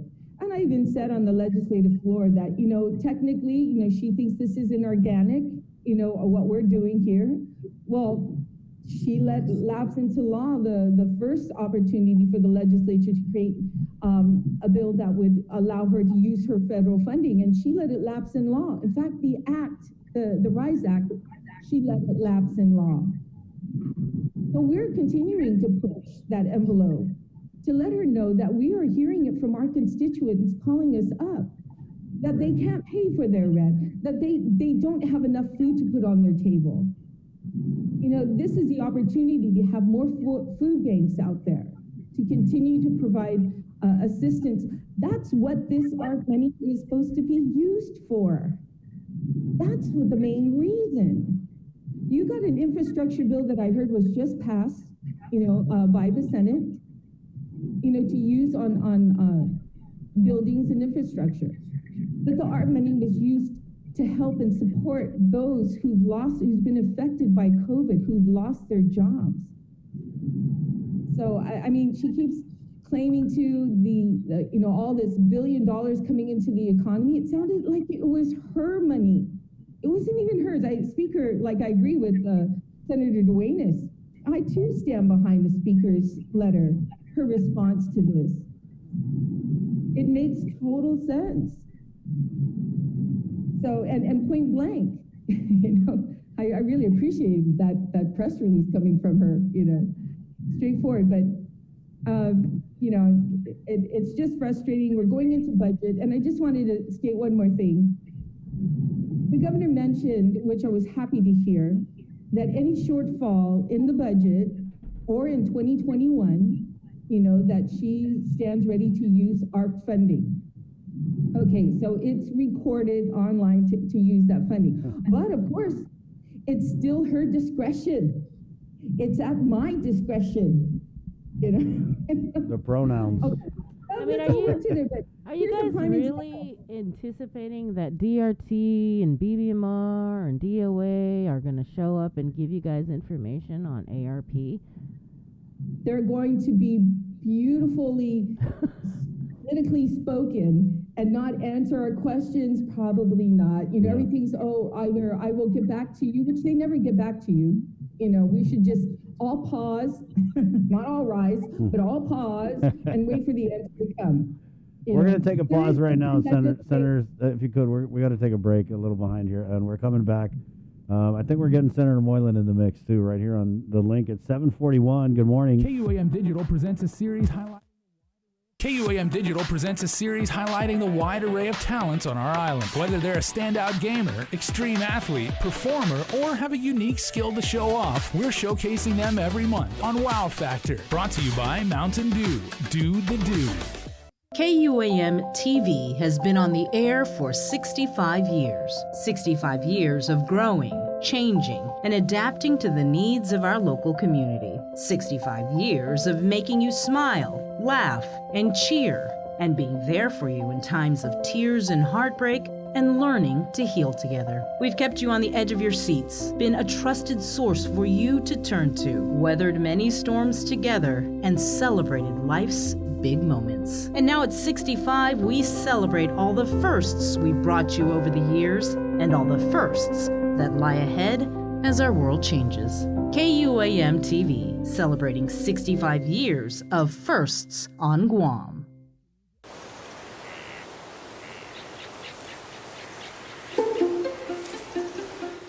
Guam was once home to over 12 native species of forest birds, each with their own unique sound, color, and role to play in our ecosystem. However, the arrival of the brown tree snake has threatened their existence. Today, only 3 of these species still exist in the wild. But what was once lost can be restored. Join the Department of Agriculture's efforts to restore our ecosystem. It is only through partnerships with various organizations and the community that we can give our native birds a future.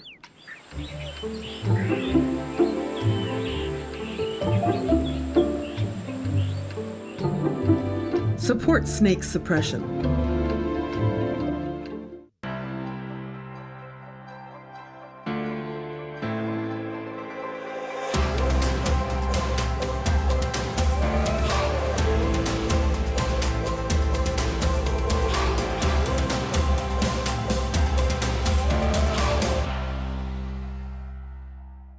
Do you feel like you're missing out on something? Make life more rewarding with Pacific Points. Earn and redeem points for bill rebates and free load at IT&E, discounts on fuel at Shell, vouchers at Foodies, and United Mileage Plus miles. You can even pay with Pacific Points at IT&E, Shell, and Foodies. Pacific Points. Do more, get more. KUAM's multi-platform morning show, The Link, just got a little more delicious with Feed Me Fridays. Chris, Sabrina, Jason, and the rest of the morning crew will take some time off each Friday to talk, taste, and tempt you with all the latest and greatest food and drinks on Guam. Old faves, new hits, and everything else we can put in our bellies. It's Feed Me Fridays on The Link, brought to you by King's Restaurants, Ruby Tuesday Guam, and Devondale. June makes the best malasadas in Hawaii, a fact not lost on Darrow, whose brother Byron is cooking the onaga he caught at his secret fishing spot with his girlfriend Malia, who used to work for the Shave Ice Guy, whose second cousin Vince drives the school bus ridden by Calais, whose auntie makes the best malasadas in Hawaii. Everything here is connected, and with the new First Hawaiian Bank mobile app, you can stay just as connected to your finances, and it all starts with yes. GU Self Storage, conveniently located near the Harmon McDonald's, offers fully covered loading and unloading area with individual pin-coded gate and door access.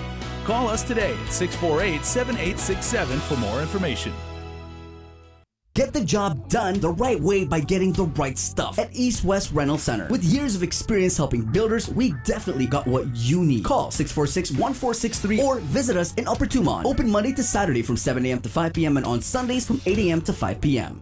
The relationship between Guam and Manila, Philippines is undeniable as we share similar cultural traditions, history, and heritage. With generations of Filipinos calling Guam home, KUAM presents a monthly look at the capital city featuring in-depth and engaging interviews on everything from medical tourism to new business and government leaders. Veteran newscaster Nestor Lecanto delivers Beyond Our Borders. This special program is brought to you by KFC and the Medical City, where patients are partners. The world of television is more exciting than ever. Don't miss a minute of special presentations from NBC on KUAM TV 8 or from CBS on KUAM TV 11. Every month, we'll bring you the fun and excitement of award shows and red carpet moments, special series presentations, and other great network programs. Brought to you locally by King's Restaurant, Ruby Tuesday Guam, Bud Light Seltzer, and Docomo Pacific, giving you more reasons to tune in and turn on. Fall in love with TV again with the best from KUAM Communications.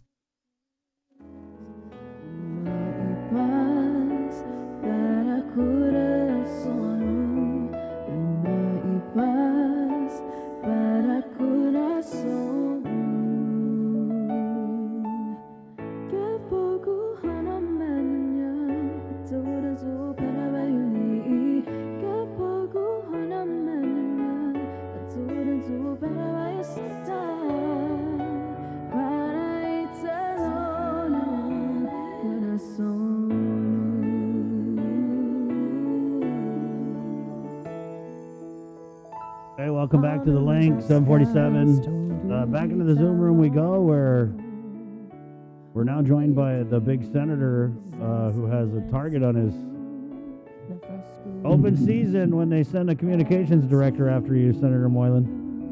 Isn't that nice? Yeah, I appreciate that.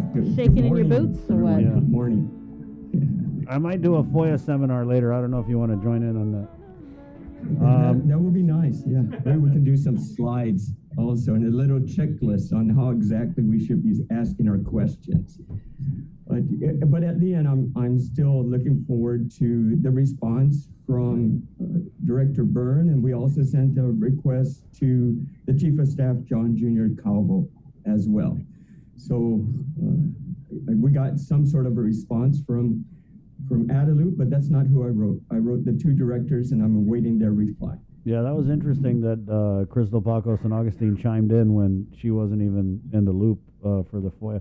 But I did ask her to come on here this morning because you were coming on, and I wanted to see if maybe I actually wanted to make peace between you guys, but I didn't get a response. Nice. So I did try, though. The opportunity is always there, and we always say this. Anytime the governor wants to come on or anybody from Adelup, we welcome it. I mean, I think it's sorely needed. Our audience really needs to hear from them. So the invitation is always open all the time. I mean, I gave up asking the governor. The last time I asked Crystal if we could get the governor on, she said she would check on it and then never responded again. So, but I think, Senator, if they're allowed to go after you in that fashion, then I think that kind of means that they're maybe being told, or even maybe not even being told, that, oh, certain media, we don't engage with them or whatever. You know, so that's the problem I have, is that I don't think that this adds anything to this conversation. I'm not sure what the purpose of the statement in response to you was. Like, what purpose did it serve other than for Adelup to sit around and go, yeah, that was a good one. Oh, yeah, you told him, huh? It just doesn't seem productive, right? And whether or not you know how to write a FOIA, if they knew the spirit of what you're asking for, they could have easily, totally said, yeah, this is the info you want. By the way, learn how to write a FOIA. Right, exactly. And I think my other colleagues have probably written FOIAs before too, and the reply you get back is, it's not answering your question, our questions, right, across the board, Democrats or Republicans. So we just help spell it out a little bit clearer. And whatever document you want to get and reply to the questions of let's see a copy of your spending plan there from John Jr. or from Mr. Byrne there. So tell me, where are the federal monies deposited? You want to show me a bank deposit slip? Then okay, reply that way. If you deposited, so how much was deposited? If you want to show me, again, your banking slip, all right. Or you can just simply say the amount of money included. Was it into the trust or was it into the regular bank? That's the other question too. Again, you want to show me a document, or you just want to reply back? And what is the fees associated with that? I'm sure they must have signed some sort of contract, and I'm also wondering if an RFP was put out as well. So simple questions. You can reply with a document, or you can reply with just making a statement and reply back in a letter form. I don't mind. I'm not a stickler for the procedures, and I don't think that was the intent of the FOIA law anyway. It's just to have an open government so that we can discuss things. And plus, FOIA is not just limited to senators writing to the governor. It's anyone. A citizen can write something. Is that the reply we're going to give a citizen if they're going to request information from the governor? I sure hope not. And that was an example that we've seen from Adelup, and disappointing, but I'm still looking forward to the reply coming back from our chief of staff and also from our director, Mr. Byrne. Just with respect to the FOIA request sent to Mr. Byrne, I didn't really see that there was a request for documents, so I can see why Crystal kind of responded that way, or well, not that way, but do you plan on submitting now another FOIA request, specifically requesting those documents, deposit slips, things like that you referenced? You know, what we could do if that's so important for them, because maybe they get audited on how FOIAs are asked before they're allowed to respond to it. I can probably do an Exhibit A attached to this letter dated August 9th to say, in the form of this form, provide documents in reply to question 2, provide documents in reply to question 3 and question 4. Senator, I send FOIAs where you send it over to the agency, and if there's something problematic with it, they'll call and they'll be like, hey, what were you trying to get here? Or, you know, you said this or that, or, oh, this was dated there. I mean, a lot of times, the line agencies, and this is not just under this administration, even under former Governor Calvo, a lot of these times the line agencies will, I mean, if they're being transparent and nothing to hide, they'll walk you through like exactly what you're trying to get. But to me, the point that Adelup is missing is because they were just so overzealous to bash on you, and that's kind of like the problem I have, is that, you know, the speaker had asked the governor to come down to the legislature, and the governor was like, oh, that's an unusual request. And so you guys can't get answers from anybody. So of course you're going to send a FOIA, you know, in the way, however you want to ask the questions. But I mean, it's just frustrating when they spend that much energy coming out and, you know, taking a big dump on your head, when it's just not productive. and I don't really see the point of it when they could have easily said, hey, this is what you want to know, fine. Because the questions you're asking, I mean, I don't know if these guys go out and talk to real people, but everybody is saying that the governor isn't spending the money because it's sitting in her bank gaining interest or whatever. People have like said that, someone repeated it, and now it's accepted as fact.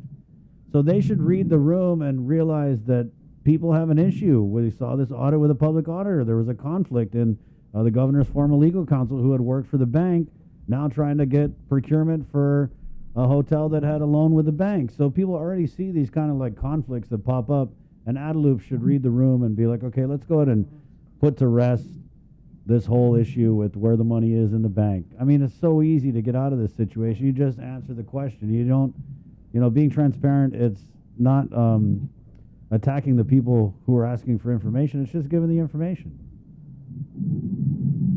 Well said, Chris, and I appreciate you asking that question at yesterday's press conference as well.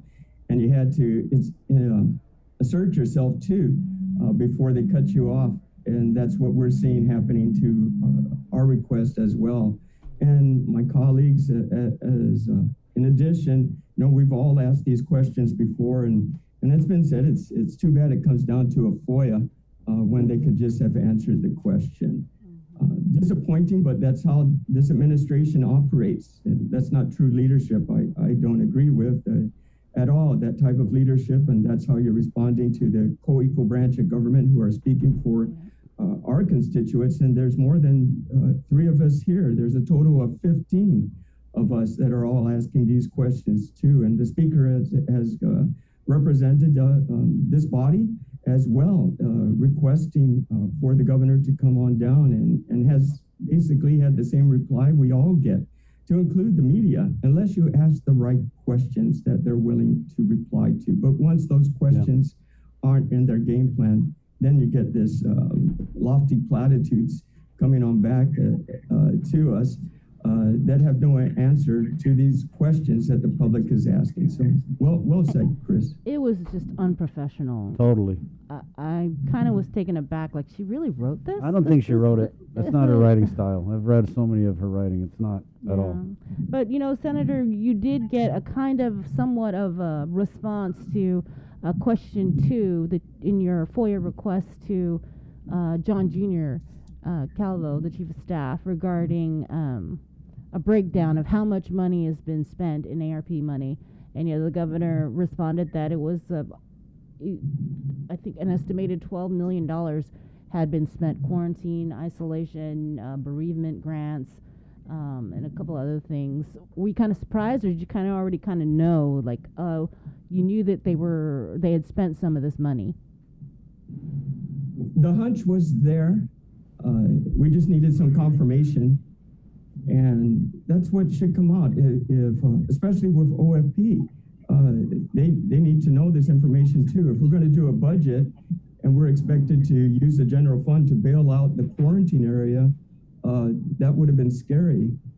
But help us, just reply. So the hunch was there, yes, Bree, but there was at least some confirmation, and that comes from the confirmation for the questions you folks drilled into and put the governor on the spot, because she basically has refused to be open with the legislature, and we can confirm that, especially when we start this session today at 2 o'clock with committee as a whole on the budget, and expecting we don't know what in reply to our questions to the directors that Mr. Byrne referred to, that he won't answer your questions yesterday, Bree, but he says, I'll wait till I get to the legislature. So I think my colleagues are anxious to ask some of the questions to Mr. Byrne that we've been waiting for answers since this money has arrived on millions of dollars as tall as Mount Lamla. So let's see if we can get to the bottom of the pile and get these questions answered. Yeah, but I mean, seriously, you really think you're going to get an answer at 2 o'clock this afternoon on ARP money? More games, really. Yeah. It's very unfortunate, and we need to pass the budget at the end of the month, and it shouldn't be this way. Yeah. But we're going to keep on plugging on, and like we did today, we were talking earlier about the Bill 75 and 164. We gave the governor 2 options, and she threw them both, basically throwing it both back at us. We can probably override on one and send it back to her, but she keeps on punting it back and forth. We already made the decision, and here's the best options. You have your executive authority to make your executive order.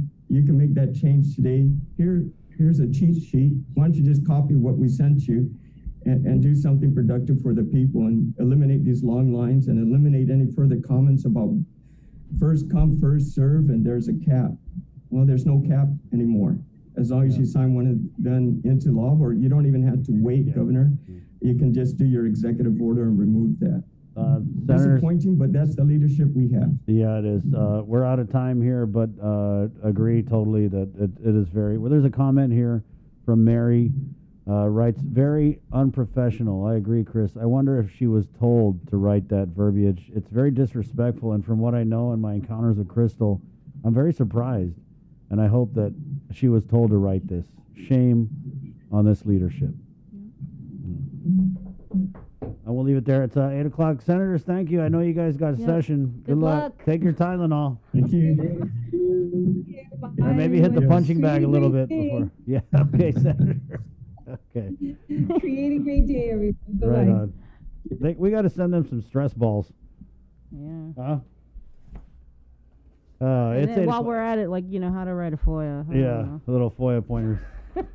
Just started with any and all documents relative to. There you go. That's your free advice. Any and all documents relative to where the hell the money is in the bank. Look this, like that. Basically, if you start your FOIA with that, you can put whatever the hell you want under it. Okay, you're welcome. It's 8 o'clock. This is the link. It's brought to you by Calvo Enterprises, Jack in the Box, IT&E, and Pacific Points. Here we come. KUAM TV. Good morning.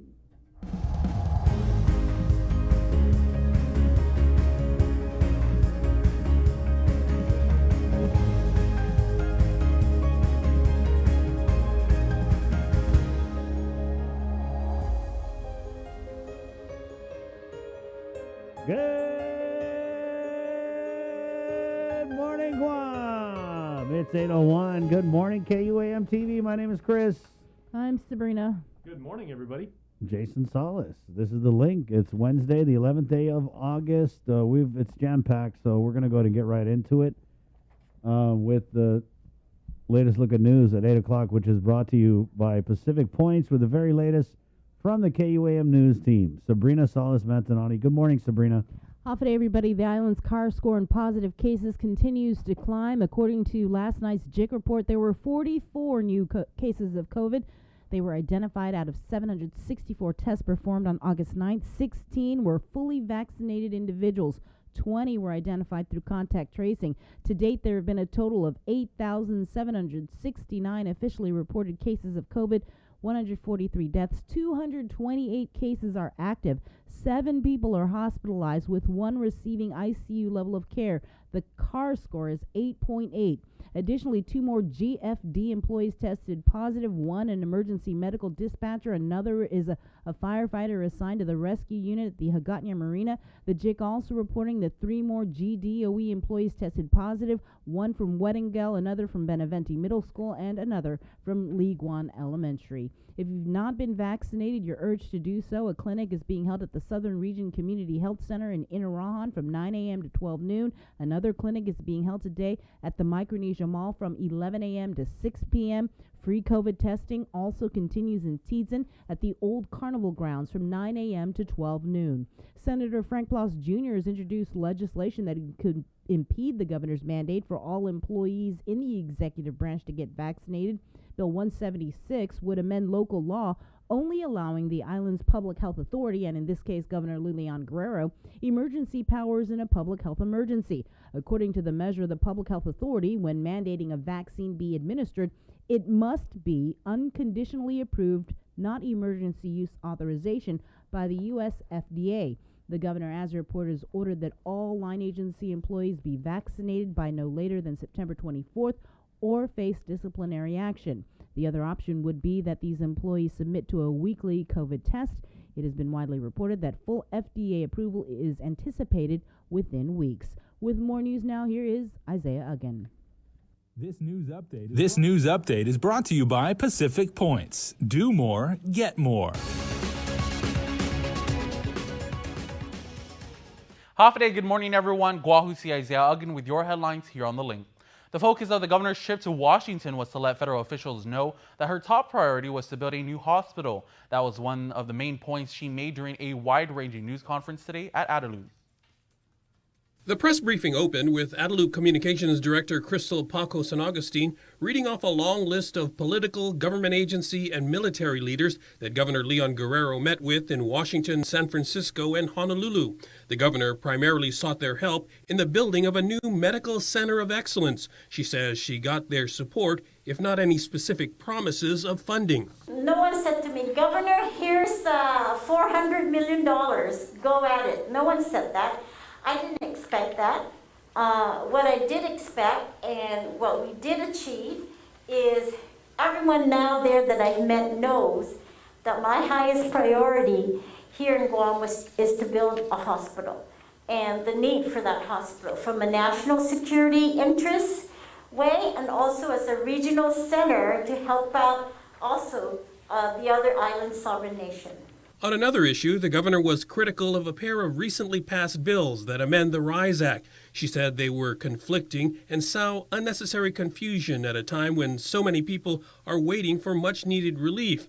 But her timetable for RISE payments is still about 3 weeks away just to have the first applications available. Daphne from the Department of Revenue Tax has authority over the program, and I have discussed with her the process, and she's in the process now to do the application process online, Nestor, so that on September 1st, people can just apply. The governor also responded to questions about the upcoming budget session and senators' complaints of her lack of transparency over the use of ARP funds. She and Legislative Appropriation Chair Joe San Agustin agree that general fund projected revenues alone should be used to fund government operations. Although if there's a shortfall, she acknowledged that some of the estimated $600 million in American Rescue funds can be tapped. So if it means that there is a shortfall even now with the fiscal year 2021, and they budgeted a certain amount for fiscal year 2022, then yes, of course. But I have discretion over that. It's not through the legislature. As for the details of her ARP spending plan, she says it's still not final yet, and she'll be glad to share it publicly when it is. For Guam's News Network, I'm Nestor Lecanto.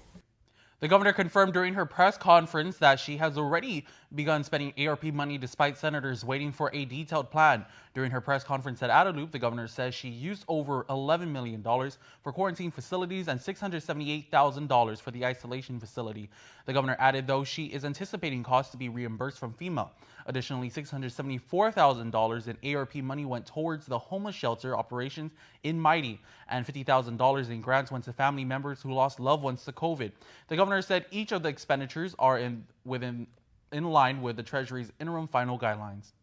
The fiscal year 2022 budget session gets underway today, and the legislature is projecting about $25 million less revenue than the current year.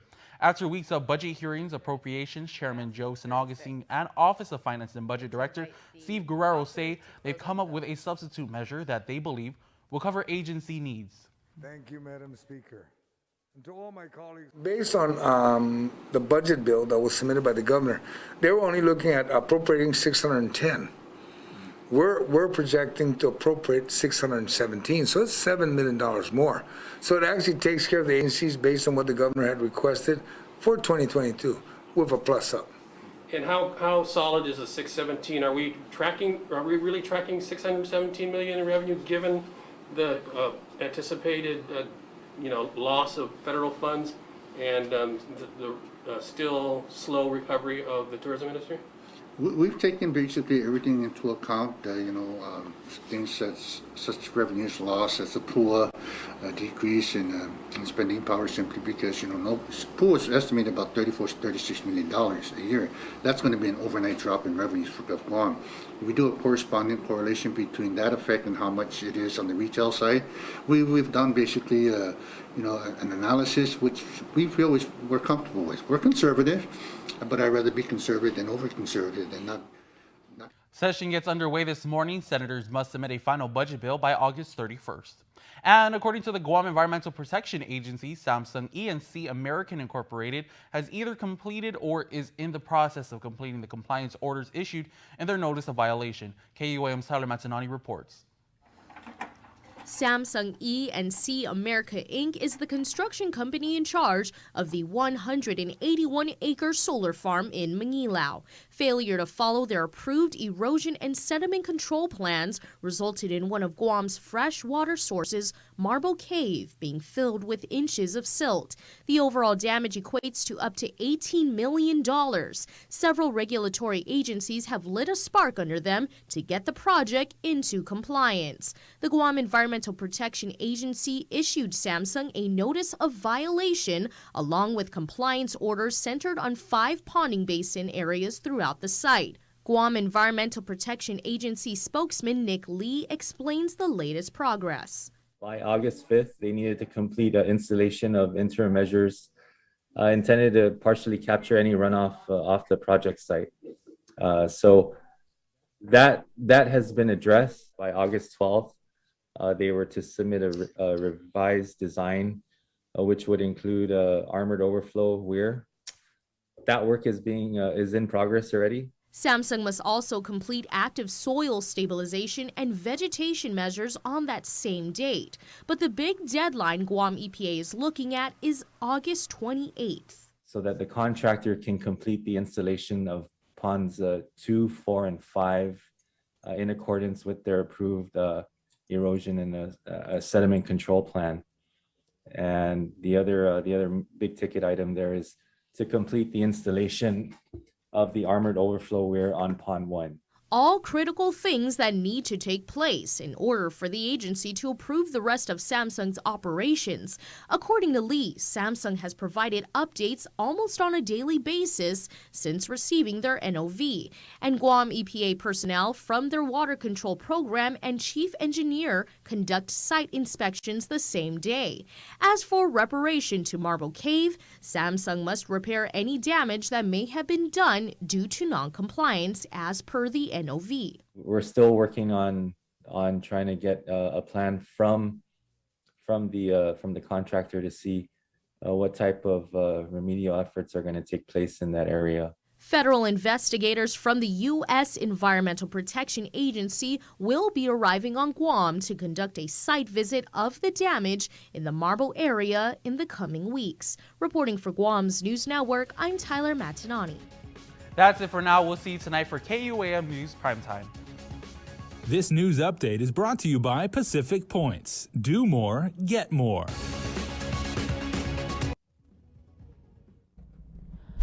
Speaker Therese Terlahi, meanwhile, issued a statement following the governor's press conference yesterday. The speaker stating the governor has clearly had the authority to remove impediments to making RISE payments and had the ARP funds in the bank since May, but failed to deliver the money to those in need. Today, the governor said they're still working on an application after 7 months and won't release the funds until September. It is a mockery of the real suffering and needs in our community and flagrant disregard for the truth that she held the funds this long without a legitimate reason, yet started spending it for other purposes. It is ironic that the governor is alleging the motivation in passing legislation was about recognition and headlines, and then immediately took credit for pumping $1.2 billion into the economy when that came from the federal government. We sent 2 bills with 2 options to remove any perceived impediments on the RISE payments. All the governor has to do is pick one and stop the games, end quote. The Leon Guerrero Tenorio administration coming out hard against a FOIA request from Senator James Moylan. Senator Moylan on August 9th sent a FOIA request to DOA Director Edward Byrne. The Republican lawmaker was seeking information on ARP money, specifically where it was deposited, asking whether it was at the Bank of Guam or Bank of Guam Trust. He also requested information on how much of the ARP money was spent. Governor's Communications Director Crystal Paco San Agustin issued a response to the request, essentially calling out the senator, quote, "There is a fundamental misunderstanding on the part of the senator regarding what a FOIA request is and what the government's obligations are in responding to such requests. These are document requests, not interrogatories. This is such a basic, well-litigated area of the law that is shocking that a sitting senator is not intimately familiar with its limitations. The governor's communications director suggested that he send a proper FOIA request, and DOA will respond. And we're now going to head into the Zoom room where we have the chair of the governor's physicians advisory group, Dr. Hoa Nguyen. Good morning, Dr. Hoa. Good morning, Sabrina, Chris. Good morning. So have you been busy? We've been very busy. I tell we do a lot of tests in the past week or so, and there's quite a few positive coming back, and it's a big concern that for our island. What we come out with this thing is that our people need to really go back to the basic of wearing the mask and kind of stay away from sick patient. Yeah, that's kind of what the governor said during her Instagram video released Saturday night at 9 o'clock about going back to basics, wearing a mask, watch your distance, wash your hands. We have some history that I think the fully vaccinated people need to understand that if you're fully vaccinated, you about 94%, 95% protection from getting the virus.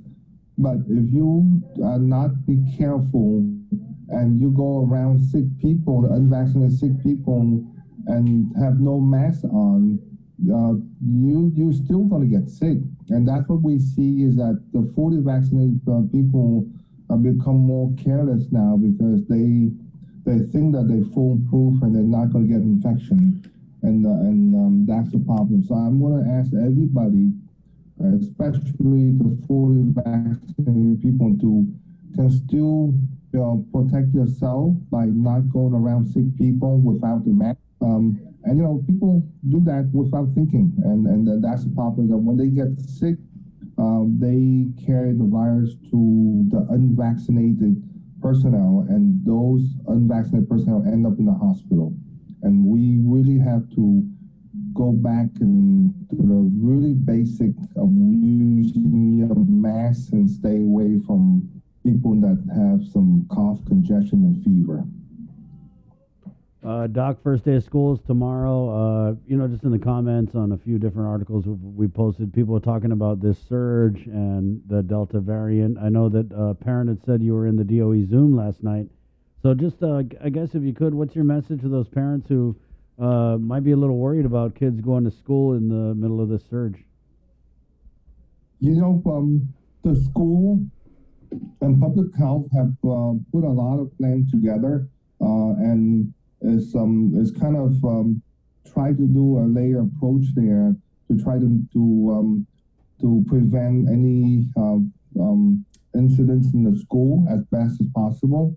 So I think right now we just need to make sure that the staff, the students are using their masks in the school. Okay, that's really mandatory. You cannot take your mask off unless you have a medical reason not to. And also there's some social distance in the common area that are implemented. So that should kind of prevent an infection in the school. Doesn't matter how much prevention they put in there, we will anticipate that there's a few positive will come back in the first 2 or 3 weeks or so. But hopefully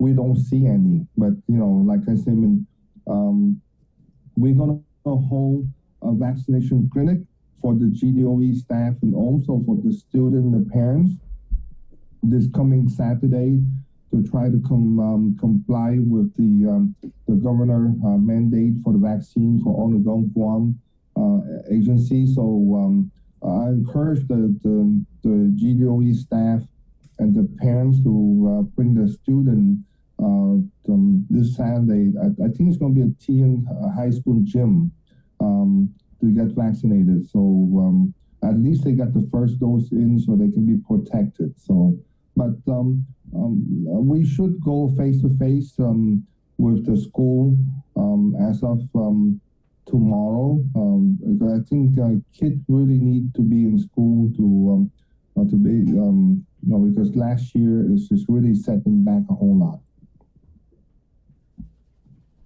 I know you talked about that layered approach and, the mandate for kids to wear the mask at school and social distance and all, but I'm still kind of trying to understand then why is it that when kids get on the school bus, there's no social distancing, it's only just get on the bus and go to school and wear a mask.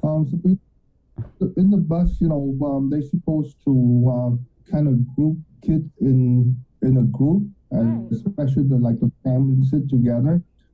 They supposed to be all using their mask and the window are open. So as long as you have a lot of fresh air going through, the exposure is very minimal if all the kids have the mask on.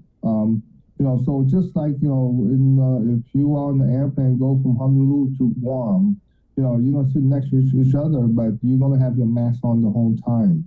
So that exposure is minimal. I think it's still, you don't have to be social distance in the bus as long as you have your mask on. And kids, they, especially the 8th and 9th grade to below, their lung capacity is very, very, very small. So the risk of them spreading the infection is very, very small. And again, ask the parents, if your kids are sick, don't send them to school.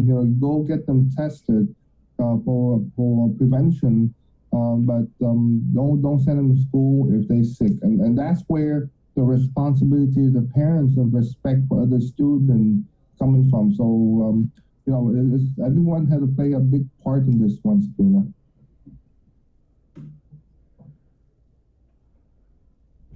Are you still anticipating the hospital numbers to surge?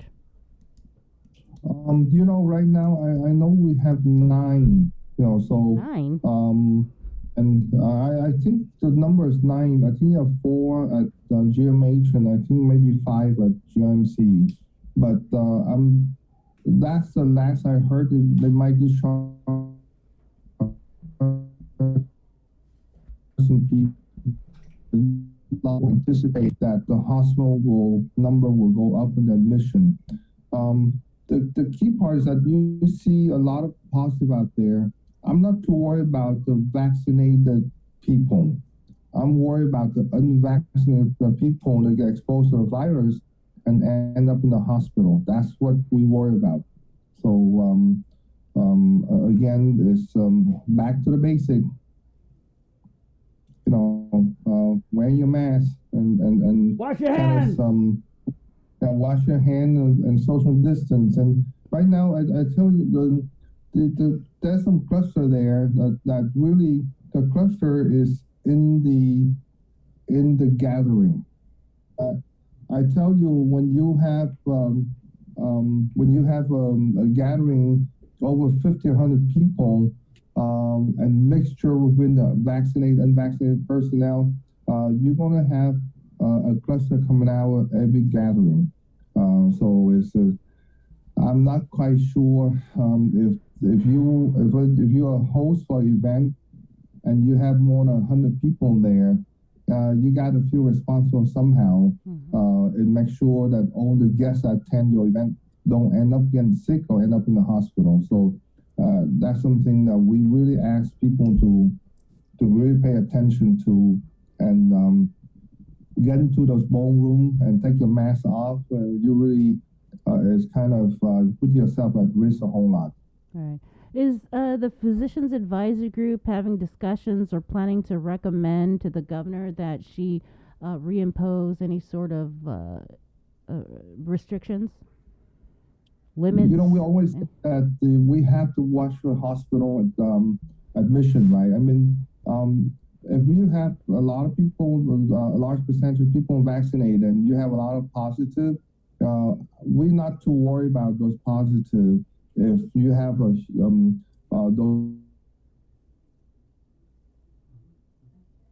people are fully vaccinated, but them positive are high, yes, we worry about the hospital. And again, everyone knows our trigger point is 10 admission to the hospital. You know, when you can, every admission to the hospital that involve COVID require enormous amount of manpower to take care of those patients. And when you do that, you kind of take away the manpower to take care of the other people that get admitted for, you know, stroke, heart attack, and other chronic illness complications. So when you do that, you really burden the hospital a whole lot. So, you know, at the number 10, yes, you know, she might put back some restriction if we have a high rate of admission to the hospital. And that's something that, you know, I don't think the PAC like that idea very much, but we have to support that because, again, if our people are not be careful on the basic thing that we should do, then, you know, I mean, the rest of the island will go backwards. So I really encourage people to really pay attention and the 4W and stay away from people that are sick. Yeah. Okay. So the JIC report said there were 7 hospitalizations. You're saying there's 9, as far as you know. That's the latest numbers you got, and the trigger point is 10. When we're going to have some really serious discussions on whether the governor should be implementing or re-implementing restrictions. Yes. Sabrina, when we have 20, 30, 40 positive in one day, and, you know, you got to know the artists, some of those people, because remember when you turn positive, you have a week or so before you can end up in the hospital. So you have to look at this number very carefully. Like I said, I think yesterday the number is 44 on Monday, right? And 16 of them are fully vaccinated, and the rest of the 44, out of 16 there that unvaccinated. So those unvaccinated population, that's what we are worried about. You know, I'm not too worried about the fully vaccinated people that turn positive. Yeah. Do you have any sort of breakdown of those positives other than the vaccinated, like the age groups, if they were elderly, were they children or anything like that? Yeah, but that's something that the PAC, and I will ask again, that is very important for public health to release those numbers to the people. It helps the people understand of what's going on. I think it will help the people in curb whatever habit they do right now to protect themselves, protect their family. So it's very important that we need to release those numbers of the, what the age group that are turned positive. Are they fully vaccinated? Are they partially vaccinated? Or they unvaccinated that turned positive? And including the hospitalization, you need to know who fully vaccinated, who's not vaccinated. So I think that those numbers will help our people and adjust their daily routine and their exposure risk to other people. So it's very important. I'm going to continue to push that to be released on the JIC, because I think that if you just say 44 positive, it doesn't mean much. You really need to let people know every detail of those positive. So I'm going to continue to push for them to release that in the JIC in a different ways, okay? Thanks, Doc. We had a comment here. Is the doctor concerned that there's no quarantine in place for travelers? Only asking because he mentioned last night that he has a patient who recently came home from Hawaii and ended up positive for COVID. Is he concerned that there might be a possibility it could be one of the Delta variants? Yes, we're very much concerned, and that's why, we still require PCR for unvaccinated people to come in. it's a very important step that you identify that you're negative before you board that plane. You know, if you don't have that pre-arrival PCR requirement, then you take quite a bit of risk. You know, so you won't catch 100%, but at least you catch quite a few before they come in. Now, the part about the quarantine and without the quarantine is that, you know, the purpose of the vaccination and that 80% is try to minimize the impact of any virus to come on the island and infect the people that vaccinated. You know, as you can see, I mean, if we don't have 80% of our people vaccinated right now, I guarantee you that hospital admission will be much, much higher. So it does its purpose right now for the vaccination, but we still are highly encouraged for the rest of the 20% to come in and get the vaccination. If we can get to higher than 80%, the higher we get, the less chance that anyone going to burden the hospital for admission. So yes, I mean, we're concerned about the quarantine, but at a certain point, there's a balance there that we have to use our judgment to make sure that our island economy are open up. People are more to travel back and forth to make more convenient for them. But again, you know, we will continue to push for the vaccination. I think that with the mandate that coming through with the government, and we're going to push the private sector and mandate the vaccine on the private sector to provide a safety in the workplace. You know, I think lots of big companies now are doing the same thing. There's quite a few more private companies that approach us for to help them, you know, to vaccination, because they're going to mandate their workplace. I know AMC and GMC are already done that already, but I think I have a phone call from several companies already that would like to mandate and help and access to help them vaccinate their employees. So that will help a whole lot. If the majority of them want to vaccinate some private or do some requirement, yeah, we will get that 85-90% vaccination on island, and we'll be a much safer place to be. And also, I think, Doc, what's important is that for people that are getting the vaccine, because I was kind of looking at the numbers on people who got their first vaccine, but then there's like thousands that didn't go back to get their second shot. So I think that when we ask people to get vaccinated, to make sure that you're getting fully vaccinated, that you complete the 2-dose series. You know, we have about 3,000 to 4,000 people that missed the second dose, and I always them in this. It's easy to come in, take your time, especially now that we worry about the Delta virus coming in. That you get yourself fully vaccinated, but get the second dose. You know, the Delta virus is somewhat a different beast, and now that we have the Delta Plus, is another variant that kind of bind to the lung tissue a whole lot more than the Delta, and that will be a problem in the future if we don't watch out. But the vaccine does cover for it, you know, so I know it's going from 94-95% down to 80%, but still 80% is a lot better than 0%. All right, thanks a lot, Dr. Hoa. You're welcome. But Sabrina, first, Jason, just again, we just ask people to really go back, and Chris, you can yell back to the basic 4W, and you know, we just need to make sure that we respect each other, and let's work together and get this number to come back down again. Okay? Thank you, Doc. Thanks, Doc. You got it. You're welcome. Have a good day, guys. You too, my friend. It's 8:33. We continue now with our KUAM newscast brought to you by Pacific Points with Sabrina Salas-Mantanani. And here is your news in Chamorro with Ken Concepcion. Buenos updates to get soon to be sa morgen ni KUAM News. Presenta ni Familian Mizo gi First Hawaiian Bank.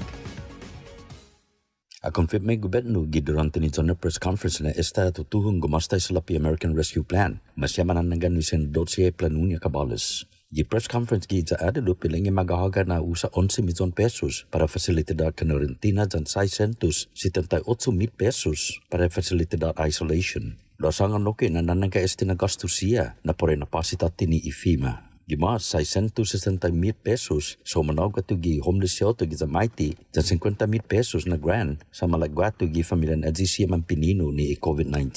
Ilang na todo esti na gastos sa sinedi ni Inisgay ni Department of the Treasury. Gimas sigon ni Joint Information Center na release gay pangin Lunes, ma-record 52 na kausang positibong COVID. Isa na Guam COVID area risk, PATCAR, sa kahulog gi 7.7. Giadzi 52 na kausa, 24 ma-identifika and giadzi contact tracing. Chief Public Health Officer gini Departamento ng Salud Publiko dyan sa Business Society, si Chimay Macwem, asangan na debita na siguro naman mabakuna hit kabalis. Ilangin na kulan mauli kasi nintete niya, nagi-orto sa mga tumunog kasi na numero siya sa purimas kahuli ni nasabi ni Mas dyan na reglamento siya na inidentifikay man ni Nazi. Mentasen no, Guam Fire Department sa ma-report na uno na emergency dispatcher dyan uno na firefighter gini rescue unit giza Aganya Marina sa positibo test niya para COVID. Kasi na nuevo na kausa ni ma-report sa gini Guam Department of Education. Uno sa empleo gi GW High School sa ni orto sa Ginian Talan Middle School. Dati ma-report siya para sa niya. Iminatres sa ma-identifika ng estudyante gi JFK High School. Si Bagwem sa anota na masya kahuloy numero na di ni Nazi ni COVID gihalom ni Department of Defense gising 52 ni ma-report na kausa sa pinadimanggay ginataw-taw gini gi komunidad.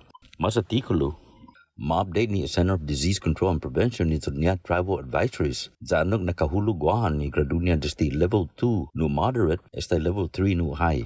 Kamikilang yasti na senmigay man ni Nazi ni COVID-19 gwinigi sa guahan. Gi level 3 ma-recommenda ni CDC no mabakuna antes di fan magtuga-tugaan. Sa debi mambabita no matatiji rin rekomenda para reglamento siya gwini tagwi manasadbi mas dyan ni distansyan susyat.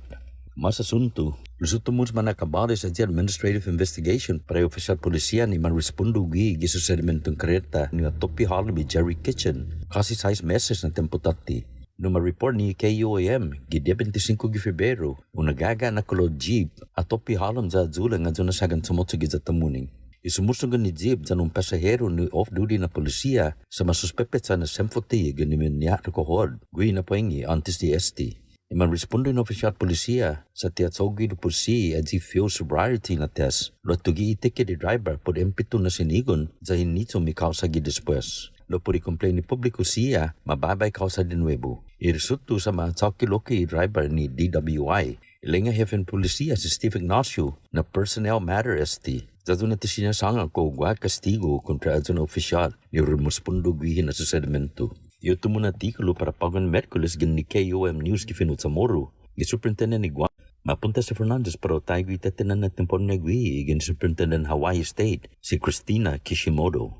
Para Guam News Network, Guausikin Conception. Yasuto kifinut sa Moro sa presenta sa ninafato ni Familian Mizo gi First Hawaiian Bank.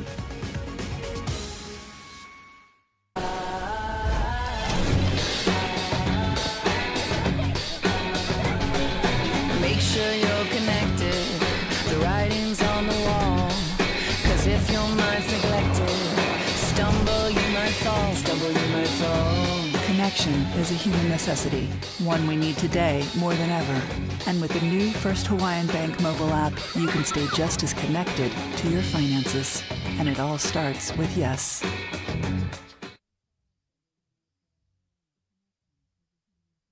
The relationship between Guam and Manila, Philippines is undeniable as we share similar cultural traditions, history, and heritage. With generations of Filipinos calling Guam home, KUAM presents a monthly look at the capital city featuring in-depth and engaging interviews on everything from medical tourism to new business and government leaders. Veteran newscaster Nestor Lecanto delivers Beyond Our Borders. This special program is brought to you by KFC and the Medical City, where patients are partners. Get the job done the right way by getting the right stuff at East West Rental Center. With years of experience helping builders, we definitely got what you need. Call 646-1463 or visit us in Upper Tumon. Open Monday to Saturday from 7 a.m. to 5 p.m. and on Sundays from 8 a.m. to 5 p.m.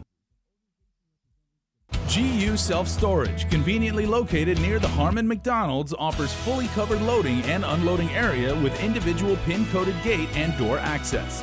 Call us today at 648-7867 for more information. Do you feel like you're missing out on something? Make life more rewarding with Pacific Points.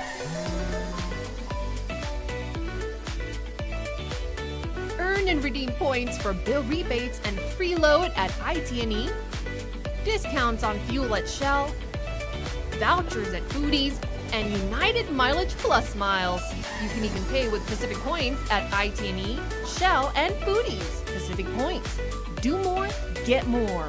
After a year with so many games and events delayed or unplayed, the world is ready for anything and everything in the world of sports. KUAM Communications is ready with more games, more championships, and more specials that are guaranteed to bring out the fan in you. Don't miss a minute of gameplay from NBC on KUAM TV 8 or from CBS on KUAM TV 11. Every month, we'll bring you the action and excitement. Brought to you locally by Michelob Ultra, Superior Light Beer, Marianas Irrigation and Landscape, and Docomo Pacific. Just more great reasons to tune in and turn on so you'll fall in love with TV again with the best from KUAM Communications.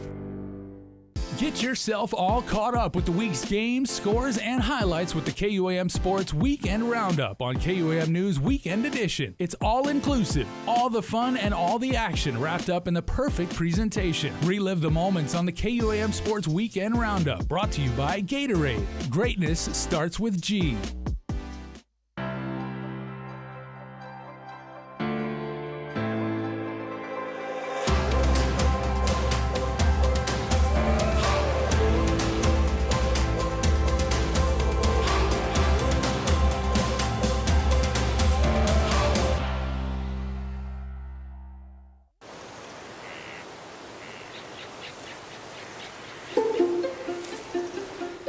Guam was once home to over 12 native species of forest birds, each with their own unique sound, color, and role to play in our ecosystem.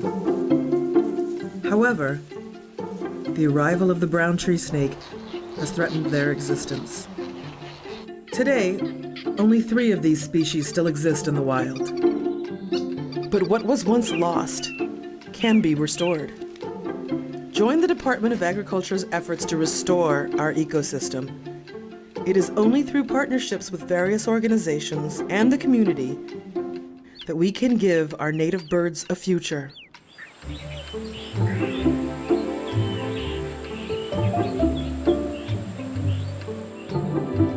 Support snake suppression.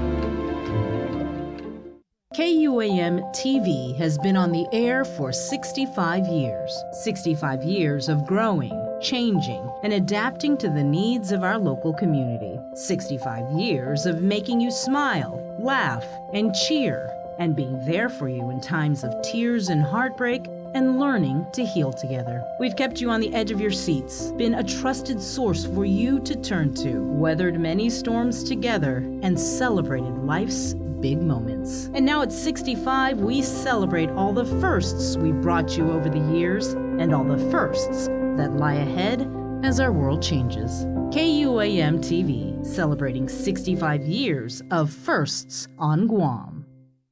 Looking for TV schedules, upcoming sports, or special presentations, or what you may have missed over the busy week you had? Well, look no further than KUAM Digital Digest. This weekly emailed newsletter puts all kinds of information in the hands of subscribers each and every week. Just subscribe and we will make sure you keep up with your favorites and stay informed and entertained throughout it all. Go to KUAM.com, click on the newsletter tab, give us your email address, and you are all set.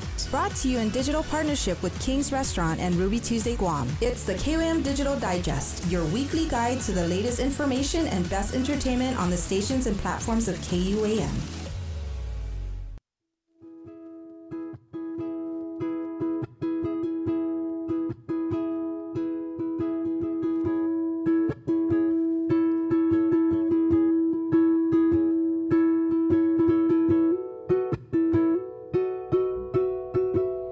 Everybody, welcome back to The Link. It is trivia time, so fix your hair. If you're like Chris, make sure you take care of that cowlick in the back and put on your thinking caps because we want to give you a prize. We are in a very generous mood because it is our 65th anniversary for KUAM Television. We have been on the air for a really, really long time. bringing you all sorts of really cool shows. And one of the things that we've done over the years, and we use TV as a direct vehicle to get the word out about that, is of course serving the community. We would be nothing if it weren't for you guys. So thank you for letting us be part of this community. Thank you for letting us come into your homes every single night. So my question for you today, and we will give you a special prize package, and the number to call is always 637-0094. What is the name of the community service initiative that we have here at KUAM? We talked about this a couple other days when we had Marie Calvo-Manjan. It is a program that we have at KUAM, completely voluntary, but all 60 of us in the company, from our accounting department to the news people to the production people to anyone who's in front of the camera, we're all part of this. You know, like, it's strictly voluntary, and all of us do it, and we do it happily. So what is the name of it? And it's a multiple choice. So is it KUAM Helping People? That's a very catchy name. Oh, yeah. Is it the KUAM Care Force? Very clever. Or is it KUAM Service Corps? Always faithful. All right, let's go to the phones here. Line 1. Hi, who's this? Huffaday, the answer is B, KUAM Care Force. KUAM Care Force is correct. All right. Congratulations. What's your name, ma'am? Lisa. Lisa, we've got a cool prize for you in celebration of our 65th anniversary. Yes, indeed. Cool. So thank you, Lisa. Have you ever seen us? The other thing about the KUAM Care Force, we got a really, really cool logo. It's like the map of Guam, and then like a big heart and the words KUAM Care Force right across it. We're proud of that one. Yep, we care with force. Awesome. Lisa, how's the show this morning? Good. I always look forward to listening to the different updates that are happening around our island. What did you think of the last update with Dr. Wen and the when we're talking about this surge here that we're going through? I just think that our people just need to take precaution and, be careful out there. What do you think about mandatory vaccinations? I think everyone should be vaccinated. It's very important. What would you say to those people who just don't want to get vaccinated? I would encourage them to do so because it's for their health, and if they really care about life, then they will, be vaccinated. So I'm just wanting everyone to be vaccinated. It's for the better for all of us and our island. What do you think about how long it's been taking to get these all in payments out? Oh my goodness. I just hope that we'll get the Rise Act going. I just think that it's important because people have needs. School is opening. Parents need to get, their kids stuffs for school, and people have other needs. People are, needing to take care of it all, and so I hope the sooner the better. Well, it's been a law since December. It's now August, ma'am. That's 8 months of delays here. It's too long. Lou Leon Guerrero needs to open her heart and really see what's important. The needs of the people should come first more than anything else. Well, Lisa... And if she doesn't, meet the needs of the people, like this Rise Act that everyone's looking forward to, this could hurt her if she chooses to, when she runs for election. She's just, it's too long. And, people just need accurate information, She tells them, like, for example, go get your mayor's verification, and then, thankfully, Josh, made it easier where we didn't need to do so, and then here we go again, we got to go get it. So it's like she really needs to just stop making the people confused on, what to do about it. And I'm just hopeful that it will pass, and I hope it will pass. Well, thank you, Lisa, for your kind words this morning. Yeah, thank you, Lisa. Come for the welcome. trivia, stay for the pop quiz. Right. And we're sorry. We're sorry that the governor has delayed this for so long, and we really just want to try and do our best to push this issue and get you and so many other people who, you're right, definitely need this money. And I agree. I think the governor should open her heart. Definitely. Thank you, Lisa. Come by our station and pick up your prize, Kay. Just tell them you won. I'm sorry, come to your station and what? What's your last name? Ogo, O-G-O. Come by our station and pick up your prize when you have time. Cool. Thank you. Thank you, Drive Lisa. safely, Lisa. Thank you for remembering KUN Care Force. Good talk. All right. Okay. Hasta, Lisa. Okay. Right on. Oh, there you go. An average person. I don't know how many of those the people in Adelup get to talk to every day, but not enough apparently, because really just out of touch with the people. I mean, anytime you have to go on and say that you're compassionate, it's just it's 8:51. We're going to take a quick break and come back with more of The Link. Good morning.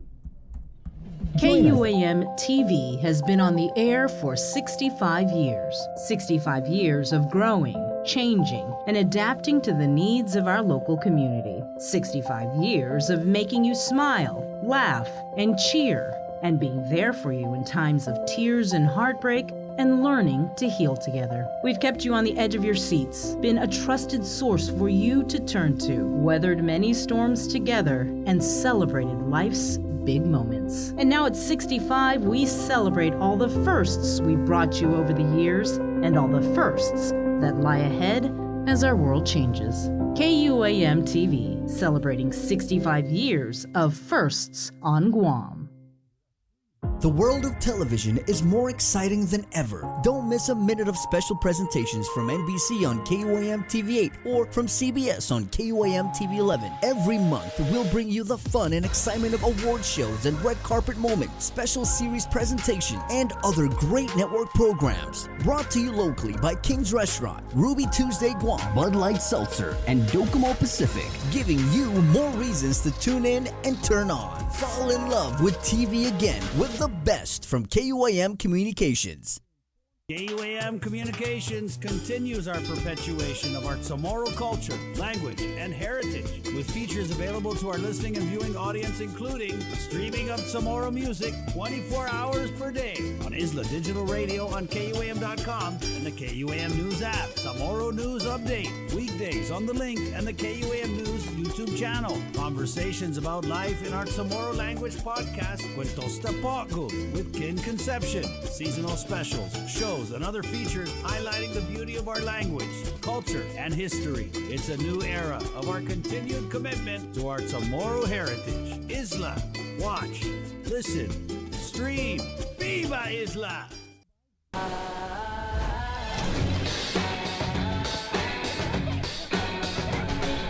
Make sure you're connected.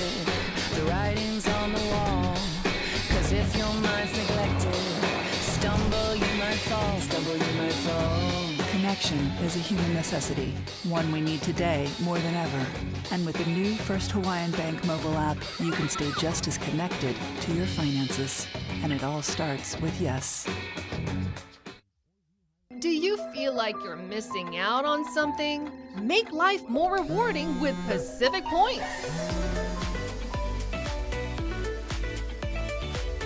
Earn and redeem points for bill rebates and free load at IT&E, discounts on fuel at Shell, vouchers at Foodies, and United Mileage Plus miles. You can even pay with Pacific Points at IT&E, Shell, and Foodies. Pacific Points. Do more, get more.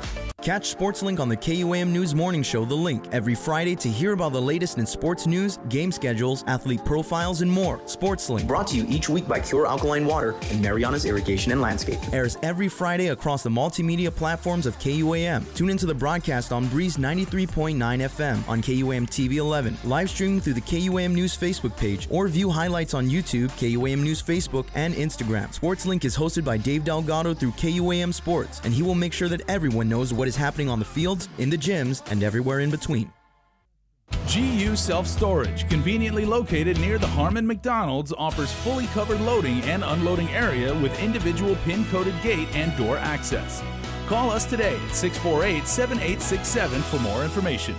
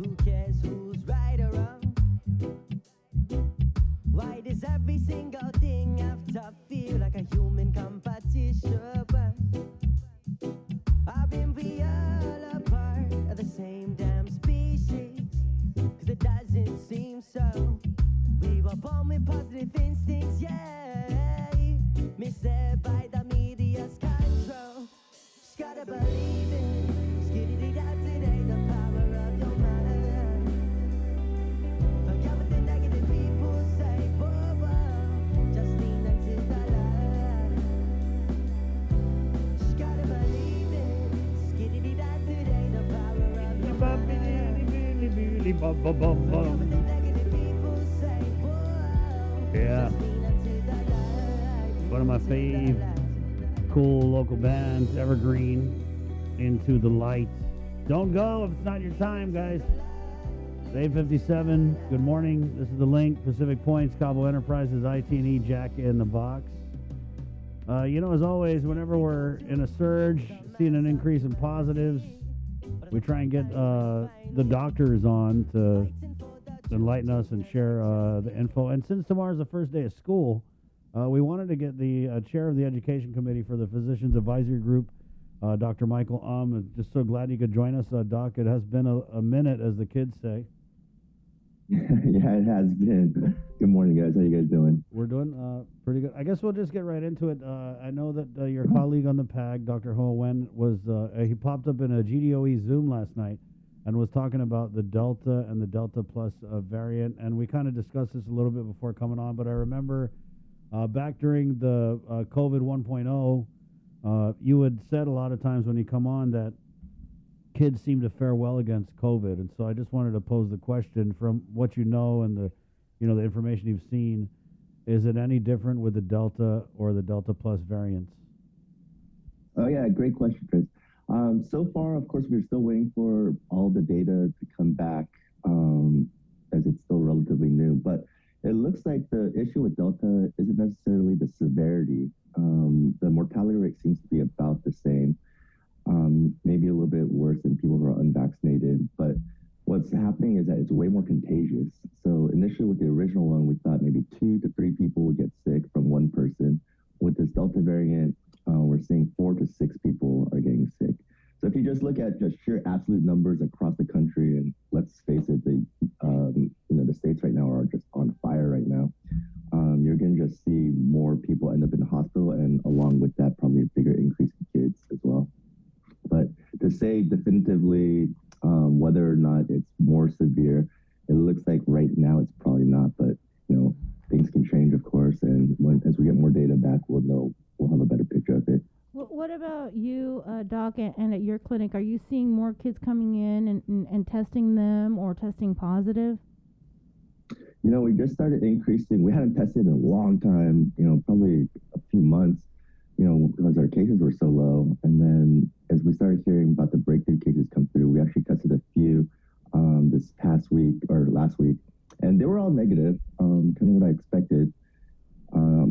Thankfully, our community has done such a great job of getting vaccinated. You know, we passed our 80%. You know, even though we haven't gone, I think there's a few holdouts, but overall, compared to the States, we're doing really well. So our community transmission, even though it's high for us, is pretty low, which means it's going to be pretty low for the kids. So one thing I'm sure you guys are all worried about, well, might be thinking about sending your kids back to school and maybe worried about how it might spread. The thing with coronavirus, for a lot of kids, it's going to be asymptomatic, right?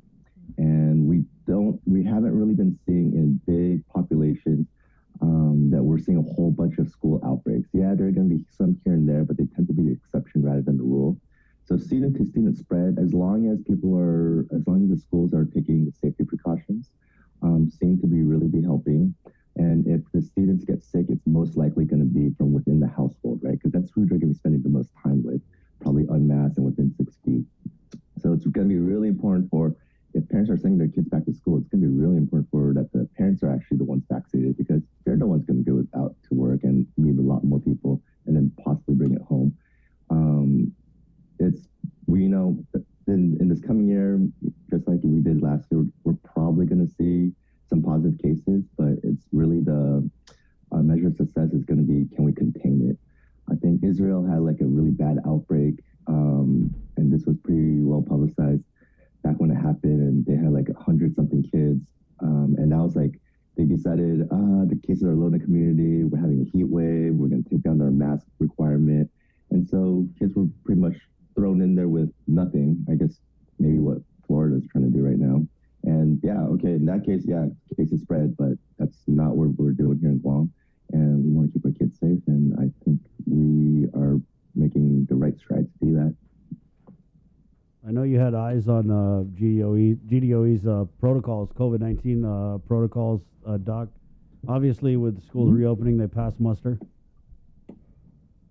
Yeah, so it was clear reading their protocol that they were following the CDC guidelines very, very closely. I got curious and I just started tracking what the CDC was recommending after reading like the basic science behind what the new updates were. And they pretty much just lifted it and just applied to Guam. And I was like, oh, okay, yeah, we're not cutting any corners here. One thing that came up that we want to talk about that we had a meeting about was weekly testing for surveillance testing. And, you know, initially when you first hear it, it kind of sounds kind of a little overkill, but when you think again about how often this is asymptomatic in kids, I think parents would actually really appreciate the information of knowing, like, hey, is there a kid with asymptomatic COVID at my child's school, or is that even my child, so that we can keep the rest of the population safe. What about the bus protocols, Doc? I know that there were at least I heard one private school had opted out of using DPW transportation because they felt that the bus protocols weren't stringent enough for the students. Yeah, that's a little bit of a balance in what we would like to do ideally, and then just the practical logistics of it, right? We only have so many buses. I think if, we're trying to keep kids, I think the minimum distance would be like 2.5 feet if possible, and then mask. But if, a school decided like that wasn't strong enough for them, they're totally welcome. As far as we've seen though, across the nation, I don't know if there's been any outbreaks on buses, if they've been checking or, been wearing a mask and basically doing what you can to social distance in a close environment.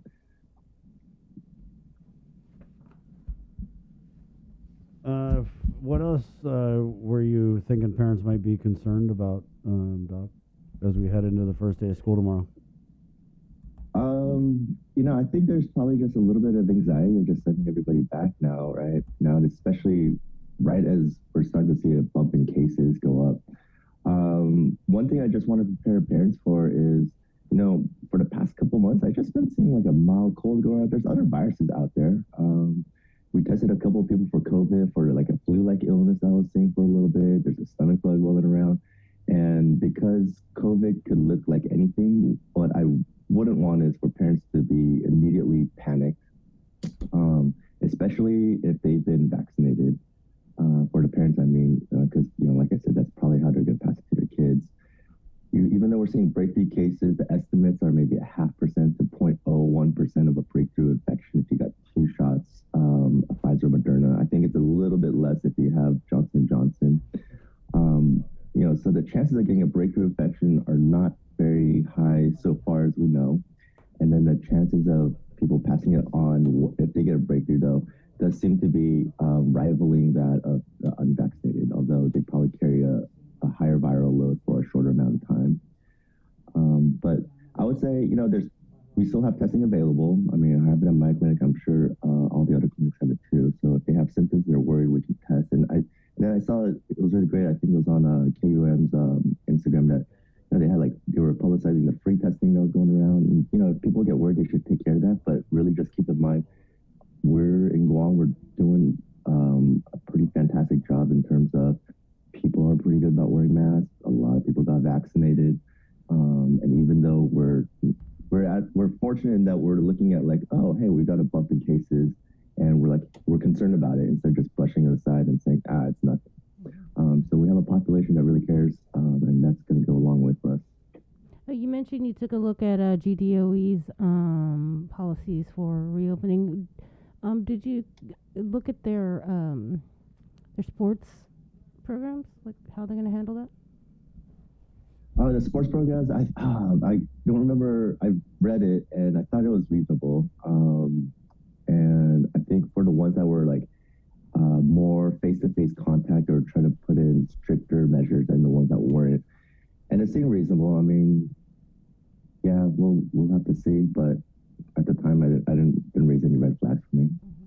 What about, within the JIC reports, just over the past few days, we've been seeing a lot of positives with the employees at GDOE, and then I think there was one student enrolled at John F. Kennedy High School.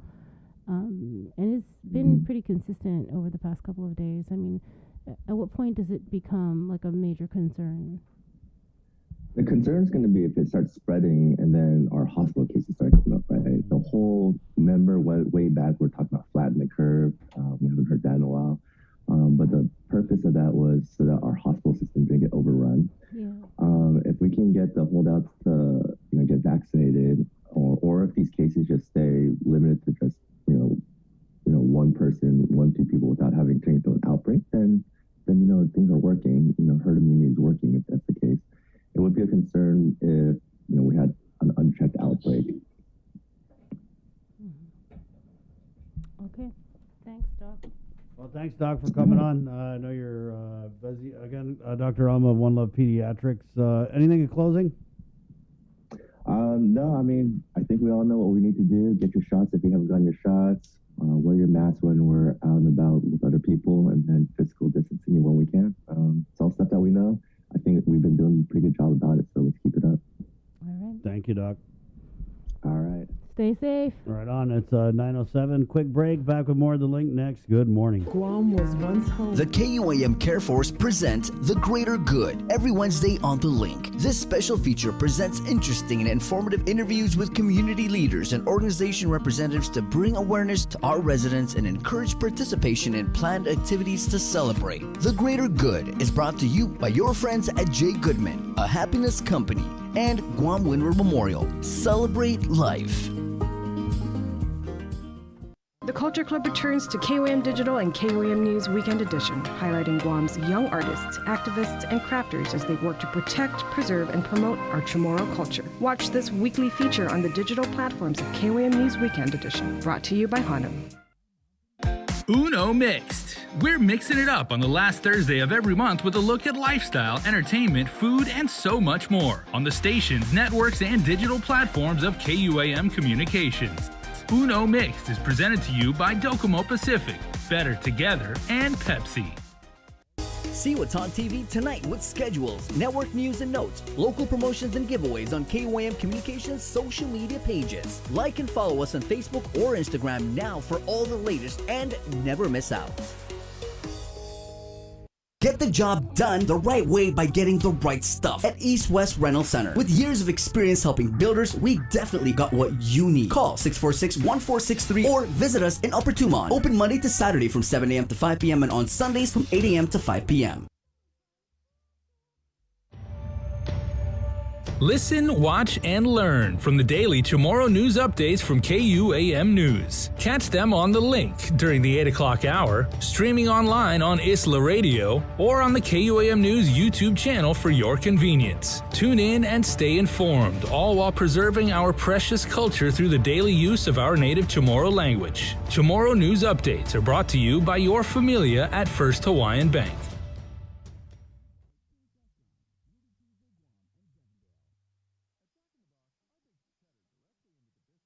Get yourself all caught up with the week's games, scores, and highlights with the KUAM Sports Weekend Roundup on KUAM News Weekend Edition. It's all inclusive, all the fun and all the action wrapped up in the perfect presentation. Relive the moments on the KUAM Sports Weekend Roundup, brought to you by Gatorade. Greatness starts with G. A new musical competition series from NBC focusing on original music is in the works, and they're looking for contestants. American Song Contest is modeled after the hit European phenomenon Eurovision, which has produced some of the most talented performers the world has ever known. The show's looking for individuals and bands from all types of music to find an act in every state and territory, including representatives from Guam and the CNMI. Go online to AmericanSongSubmissions.com to enter and submit your original song submissions now. Must be 16 years or older, and groups cannot exceed 6 people. Additional conditions apply. So apply today and get ready to rep our island on the national stage. American Song Contest debuts next spring on NBC.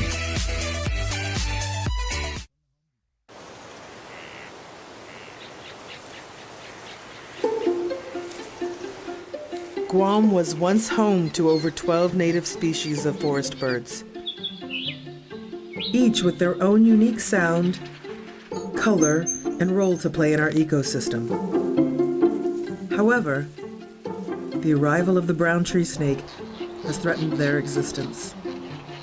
Today, only 3 of these species still exist in the wild. But what was once lost can be restored. Join the Department of Agriculture's efforts to restore our ecosystem. It is only through partnerships with various organizations and the community that we can give our native birds a future.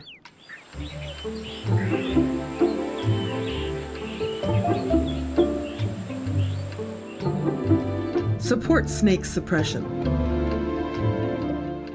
KUAM Digital presents a series highlighting the wide array of talents on our island. Whether they're a standout gamer, extreme athlete, performer, or have a unique skill to show off, we're showcasing them every month on Wow Factor. Brought to you by Mountain Dew. Do the do.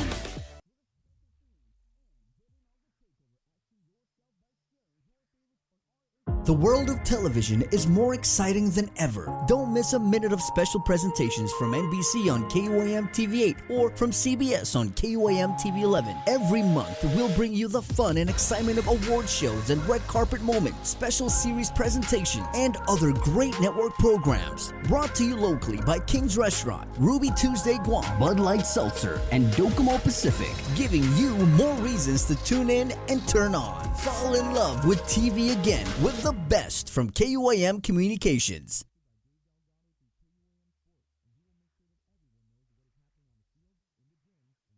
Looking for TV schedules, upcoming sports, or special presentations, or what you may have missed over the busy week you had? Well, look no further than KUAM Digital Digest. This weekly emailed newsletter puts all kinds of information in the hands of subscribers each and every week. Just subscribe and we will make sure you keep up with your favorites and stay informed and entertained throughout it all. Go to KUAM.com, click on the newsletter tab, give us your email address, and you are all set. Brought to you in digital partnership with King's Restaurant and Ruby Tuesday Guam. It's the KUAM Digital Digest, your weekly guide to the latest information and best entertainment on the stations and platforms of KUAM.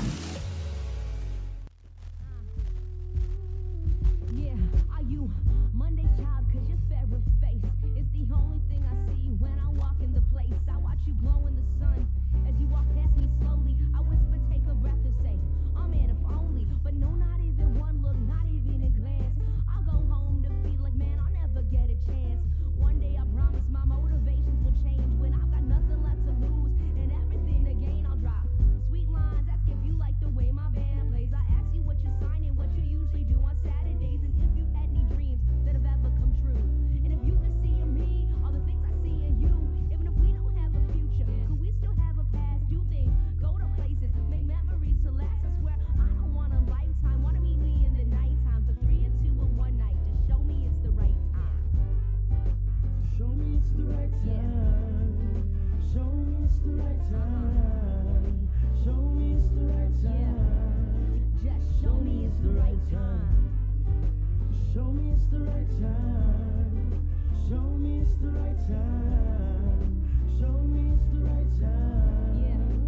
Show me it's the right time. I'm Friday's child. I'm loving and giving.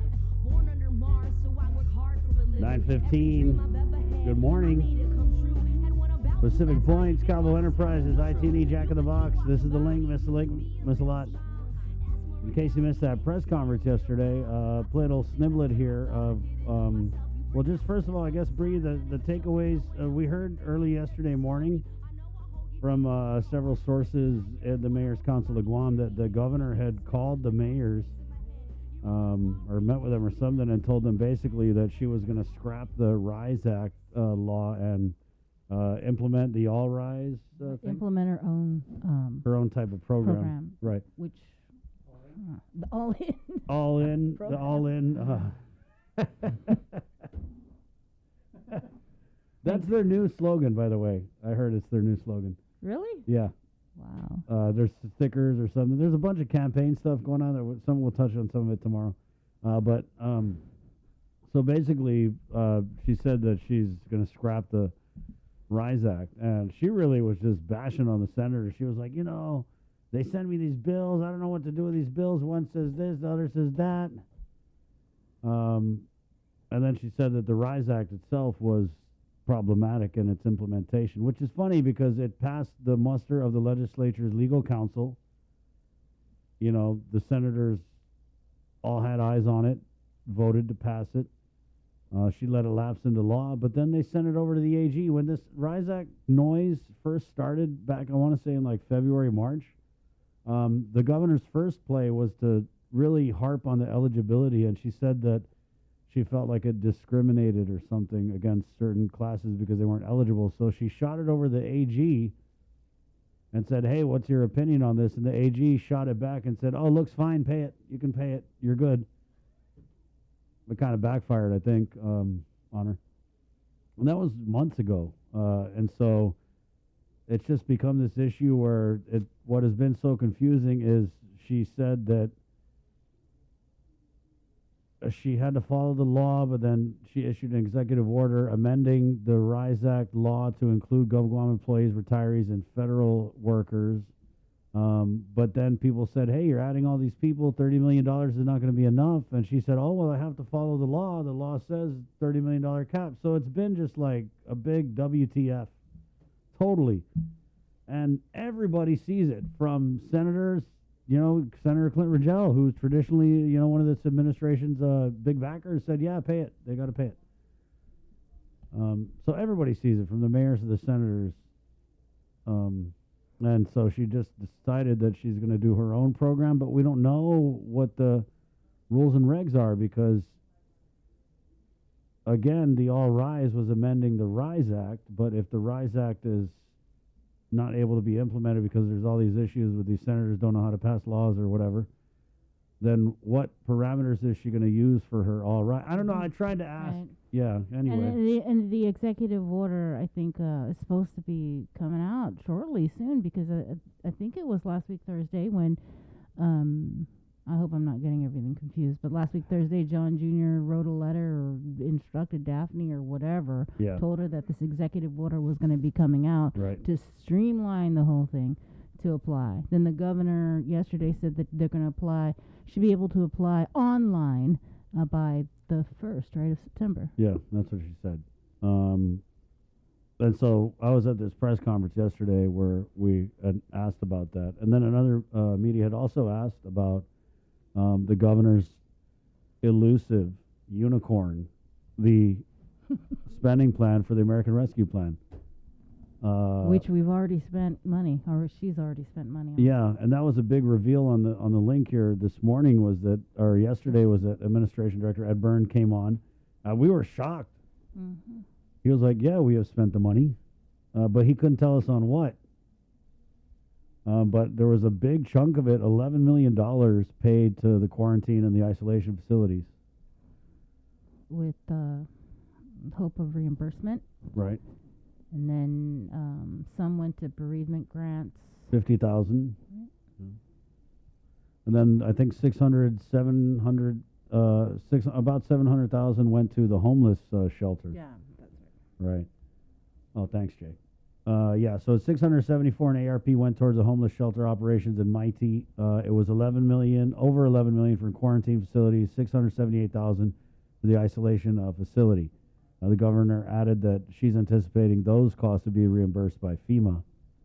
And again, there were 674 towards the homeless shelter, 50 in bereavement grants. That's $10,000 of death, I believe.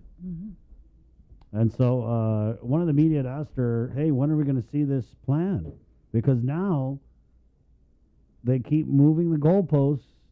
The first thing we heard, and I know you guys are paying attention, was they said, oh, we'll know by July 16th because the public comment period is going to end. And then it became, oh, yeah, the public comment period ended, but, we have to wait for them to address the public comments. And then it became, oh, the final guidelines are not going to be ready until the fall. And we're not going to give anything out. Yeah. Guess what? We don't have Won't fall. be ready for the budget. Yeah, we don't have fall in Guam. But so anyway, I want to jump into this thought here from the press the soundbite from the press conference yesterday. It starts with the governor kind of explaining when we will see her plan for the ARP spending. I don't like to send plans out that are preliminary because it can change. But once I get the final numbers that we're looking at, certainly I will share that with the public. Absolutely. Last but not least, Chris Burnett, KUAM. Hi, Gov. Welcome back. Thank you, Chris. Good to see you. I just wanted to, I had a couple questions, but to kind of clarify. So when you say you're going to use the All Rise program, does that mean you're scrapping the RISE Act law and you're going to use? So the two bills, I don't know if you've seen it, Chris. Yeah. They're conflicting. One bill says the program ends on December 2023. Another bill says the program ends on June 2022. One bill says that the grant would be $1,000 for those who are 40,000 and below, and the other bill says $800. One bill says $2,000 for joint filers. The other bill says $1,600. So, what do I do? So I want you to know, despite and in spite of what the senators say, this administration is very empathetic. We are very sensitive. We are very compassionate. We are very passionate in helping our people. We've done that throughout the whole pandemic. We've made the hard decisions. We got criticized about the initiatives that we put in, but we saved lives. And we are starting now to bring back our economy. We're starting now to reopen. And I want to stay on that mode because that's how we're going to get back to some normalcy. So to say that this administration doesn't care for the vulnerable and for the vulnerable people is farthest from the truth. It's evidence. We have pumped $1.2 billion into the hands of our people. So I get very passionate about it because we are an administration that cares for our people. It's just confusing, Gov, because we are going to have a program. So is it going to be the RISE Act law, or are you just doing your own thing? It's not doing my thing. No, I mean, are you just doing it? it to It's the administration taking responsibility to help our people. I still have another question. Sorry. I wanted to talk about transparency, Gov. I'm pretty sure you follow media reports. It's been 3 months since we got the money. You asked the senators to come here and meet with you and submit a spending plan for the ARP. They haven't really gotten any feedback from you, and I'm pretty sure you've received their many letters and questions and comments about exactly what your plan is. And you said you don't like to release anything preliminarily, but we've had directors come on the link and they've said, oh, like Uncle Carl said, Governor Liu is giving me $30 million for this. We had other agencies say, oh, we're getting $20 million out of ARP for this. So there is some type of plan. But when the senators try to ask about it, they don't receive a response, and they're resorted to sending FOIA requests. And I know you saw Senator Moylan's FOIA request. And I wanted to read just a little bit of this response that was issued by your communications director. And it says that Senator Moylan's actions are a thinly veiled attempt to abuse the FOIA process to shout political views into the public sphere and bully hardworking government agencies into responding in the name of transparency.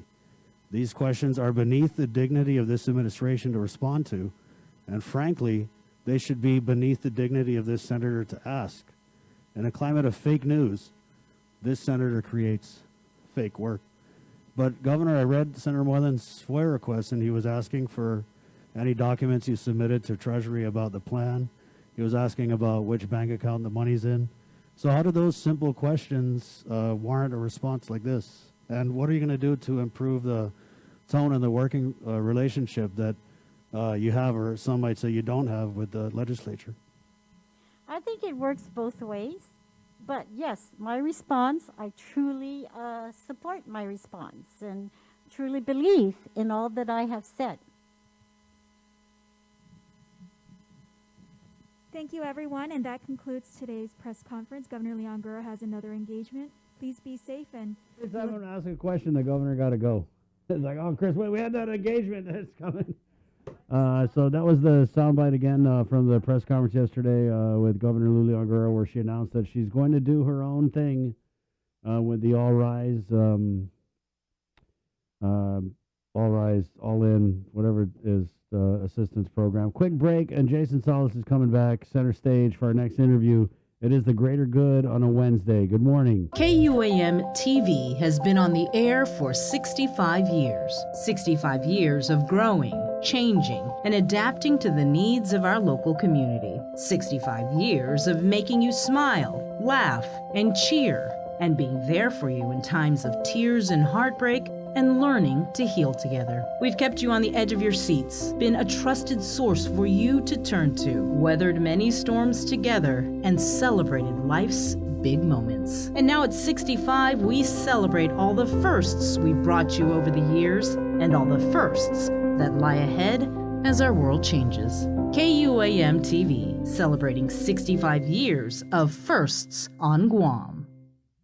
The relationship between Guam and Manila, Philippines is undeniable as we share similar cultural traditions, history, and heritage. With generations of Filipinos calling Guam home, KUAM presents a monthly look at the capital city featuring in-depth and engaging interviews on everything from medical tourism to new business and government leaders. Veteran newscaster Nestor Lecanto delivers Beyond Our Borders. This special program is brought to you by KFC and the Medical City, where patients are partners. Get the job done the right way by getting the right stuff at East West Rental Center. With years of experience helping builders, we definitely got what you need. Call 646-1463 or visit us in Upper Tumon. Open Monday to Saturday from 7 a.m. to 5 p.m. and on Sundays from 8 a.m. to 5 p.m. I see nati untungu tagi tiningo puthagu that you are talking how than din. See, this hurts for me because I'm 6'3", so I got... All right, welcome back, everybody. The link continues here on a Wednesday. This is time for The Greater Good, where we show you awesome people in our community doing awesome things, giving back, and our friends over at LMS, The Pit, and PFM. You know them, you know their work, you see it all over the place. They're holding a job fair, and opportunity abounds. You know, times are starting to get a little bit tense right now, but there is opportunity. If you are a hardworking Guamanian, you want to be out, you want to connect people, you want to make Guam beautiful and bring happiness to people, we want you guys to check out the job fair on August 14th. I have with me now Vince and Brandy. They are in the Zoom room. Vince, of course, probably my cousin. Vince, did I ever ask you what village you're from? Vince Salas? Petey. Okay, definitely we're cousins. Prim. Yeah, and Brandy Cruz, I'm just going to go ahead and assume you're my auntie because, you know, like I was raised to be respectful like that. But Brandy is the procurement manager at PFM, so I'm very, very happy to have both of you guys here on Zoom today, and very happy that you guys are putting on this job fair. And between the three organizations you guys represent, there are a ton of positions that you guys are looking to fill, correct? Absolutely. That's correct. Okay. And we want everybody to come out and at least try us out, because the potential right there, on-the-spot hiring. If you have any interest in the construction or general industry, we urge you to come out and test us out. We don't just build skill, we build character too. So even if what you go into, if that's not for you, we have other positions that we want you to fill. Incentive programs out there along the way, as well as you do, building yourself up for your own career and giving you a trade, giving you a skill, whatever experience. So we urge you to come out. Now, Brandy, you guys are actually looking for people both to work in the office and then field personnel. I'm seeing here on the list there's also like drivers, heavy equipment operators. So, I mean, this is really a wide swath of employee you guys are looking. Yes, we're actually trying to see what pool is out there for these positions, because we're actively hiring, as Vince has mentioned, and there's possibility that you can be hired right there on the spot. So we do have openings in the office, admin positions, we even have janitorial positions open and available right now, drivers with C license and B license. So we are out to hire, so please come down and see us, join us on August 14th. Now, what are the best tools that a prospective employee can like bring there? Because obviously you want to present nice. You want to talk about your experience in some positions. I'm seeing are probably your certifications or your licensing and everything like that. But what do you guys look for on a typical resume? We look for many things. We're very open, so when you do come down, bring your resume, be able to answer questions. We do ask questions to make sure that you are the person we're looking for. But this is the best way. Bring your resume, come with your A game, because we'll be there.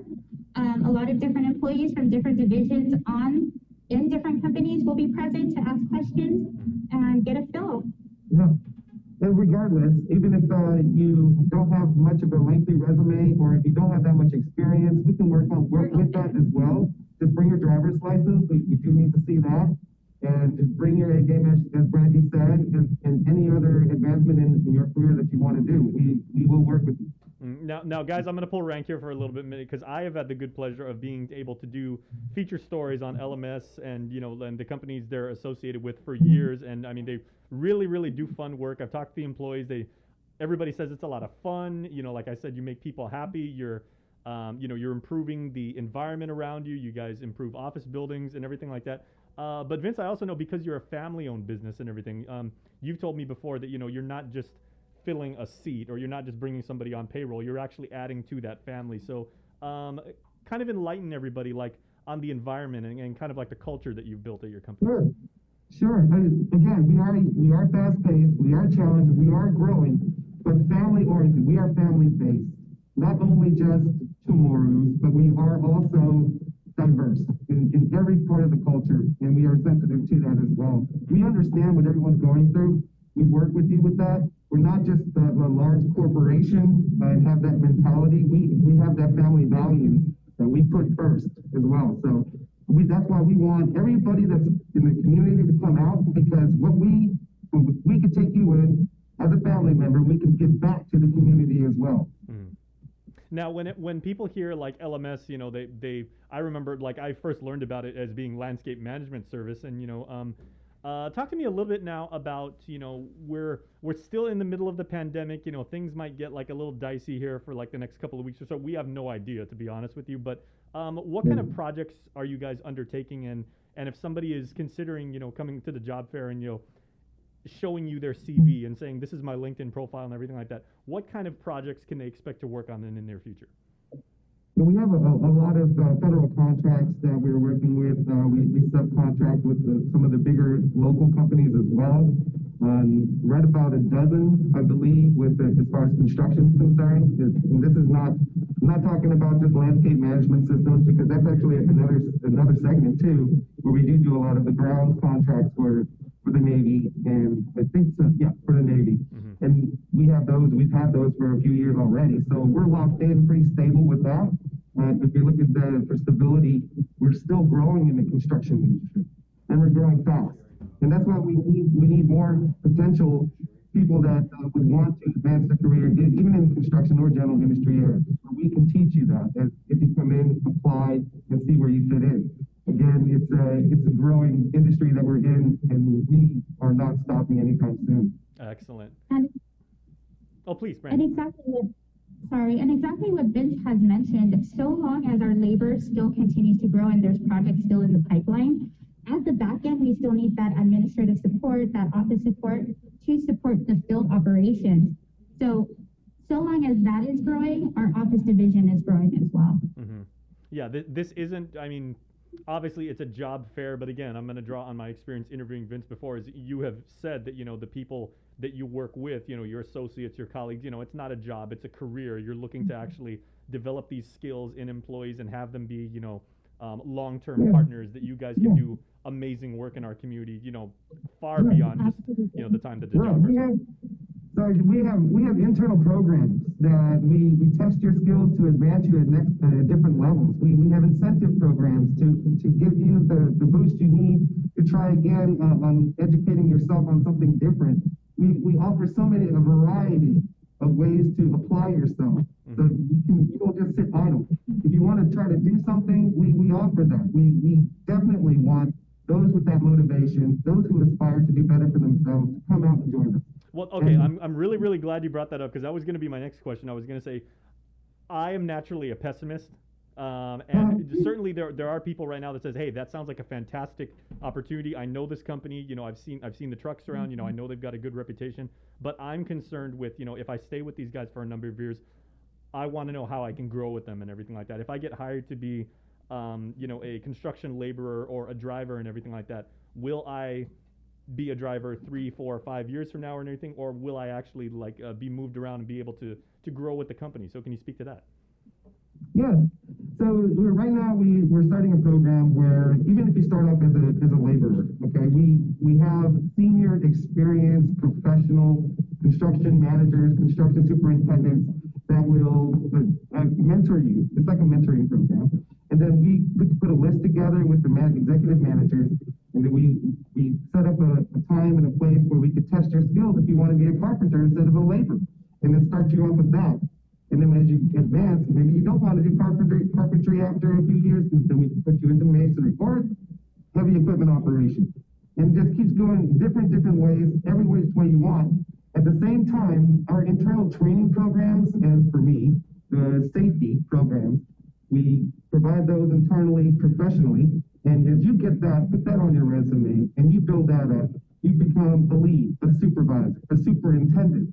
So maybe you start off as a laborer, 5 years from now, you become a lead. 5 more years from then, you become a superintendent. I mean, it's amazing. And from 10 years from now, what else can you do? And this is the pipeline too, so your job is what you make it. You're not just going to be, advanced through management like really, really quick and everything like that. You do have to put in the work with you guys. Correct. And you don't even have to stay into construction. You can jump over to the general industry or even the administration part of it. If you're going to school and you want to become an engineer or something, or apply yourself in accounting or whichever the case may be. We want to grow our community by having those in the community come to us, be part of the family, and let's grow together. Even in these times of COVID, we have a very strict COVID pandemic response plan. We take care of you. We make sure that you get the time you need to recover, or even your family members, and you still have the job at the end of the day. So it's not, yeah. Okay, so Brandy, as they say, the early bird gets the worm. So let's go ahead and talk about pre-registration, because the job fair is on August the 14th in Tumon at the Hilton Gallery Room, of course. But we got a QR code that you can scan for people that want to get like a little bit of a leg up. Yes. So the QR code is available on the flyer, which has been provided to you as well. Yep, got it up right now. Yes, and then they could get a quick review. We will be there at 9 a.m. To welcome people in, and we'll be done at 3 p.m. Okay. How difficult is the interview process? Again, I'm playing devil's advocate here. So say I walk in, I was like, hi, my name is Jason. I have resume in hand here. I also sent you my LinkedIn profile and everything. Brandy, it's very nice to meet you. You know what? Shake, shake, shake. Again, you're probably my auntie. What can I expect as far as the interview process? It's very, since it's a job fair, it's going to be more so casual than very in office like, which is why I mentioned be able to give us the bullet points. What do you want us to see up front and first and foremost, right? Do provide us your resume, because we could always call back and be able to tell us, like, this is, if you're hiring for this is what I could bring to the table. So then it resonates with us. If we don't hire right there on the spot at that moment, but at least be able to provide us that information that you want to have outstanding showing to us. But I tell you what, there's no warmer HR group that I've ever seen than this group. So there's not going to be any kind of stress, or there's not going to be there's nothing intimidating. No intimidation. It's very open communication, very transitional. It's just come, be able to talk, don't be shy, ask questions, and I'm pretty sure there's multiple divisions that will be present throughout the job fair. So come and see us, talk. Yeah. And now finally, Vince, because because your job is literally the construction safety manager at LMS, and again, I know your family, I know the company and everything. For anybody that wants to work there and everything like that, safety is job one. So if you're worried about the mask wearing thing and how close will I have to be to coworkers out on the job site or working on projects and everything like that, you guys have that abundantly covered. And the safety and comfort and health of your employees is task number one with you guys. Absolutely, man. And personally, I am connected with the other groups out there who are the pandemic response team, even with the governor, with GCA, and everyone else that responds, GMH. I work with them as well to get the most updated information and apply it to what we need to do in the work atmosphere in the field, so to protect our employees. Yes. All right, man. So you know what? Come on next week, and we'd love to hear how the job fair went. We would hope that there would be, speaking of abundance, that there would be a huge number of people that would turn out over the course of 9 a.m. to 3 p.m. Looking for jobs, hiring on the spot. So guys, trust me, it's a really, really good company. Like I said, sterling reputation, good people, and you're going to have fun working on this job. So that's LMS, The Pit, and PFM. Vince and Brandy, thank you so much. Good luck to the both of you, and really good to catch up with you guys. Thank you so much. Thank you, everybody. All right, and good luck to you, everybody who shows up at the job fair. And that, of course, everybody, was The Greater Good, our segment here on The Link each and every Wednesday. Brought to you by Jay Goodman, where they have quality products, the best customer support, and friendly service. You can order online 24/7 at GuamGoodman.com, where they have in-person pickup and free Guam delivery. Order with confidence. It is the Jay Goodman way.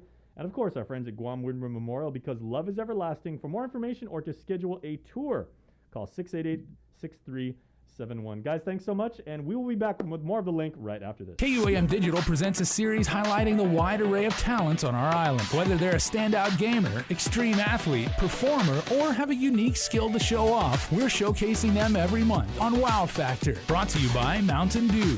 Do the do. The KUAM Care Force present The Greater Good every Wednesday on The Link. This special feature presents interesting and informative interviews with community leaders and organization representatives to bring awareness to our residents and encourage participation in planned activities to celebrate. The Greater Good is brought to you by your friends at Jay Goodman, a happiness company, and Guam Windward Memorial. Celebrate life.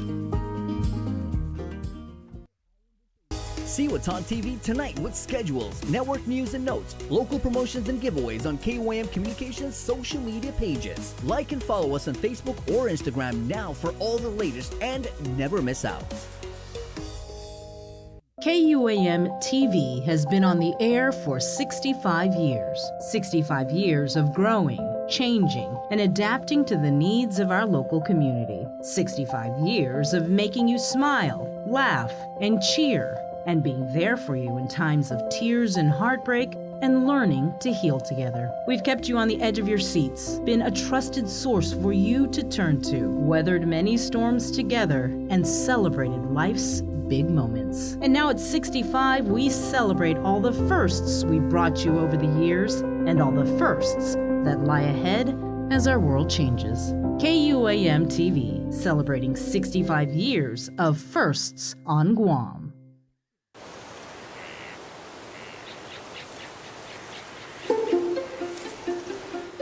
Guam was once home to over 12 native species of forest birds. each with their own unique sound, color, and role to play in our ecosystem. However, the arrival of the brown tree snake has threatened their existence. Today, only 3 of these species still exist in the wild. But what was once lost can be restored. Join the Department of Agriculture's efforts to restore our ecosystem. It is only through partnerships with various organizations and the community that we can give our native birds a future.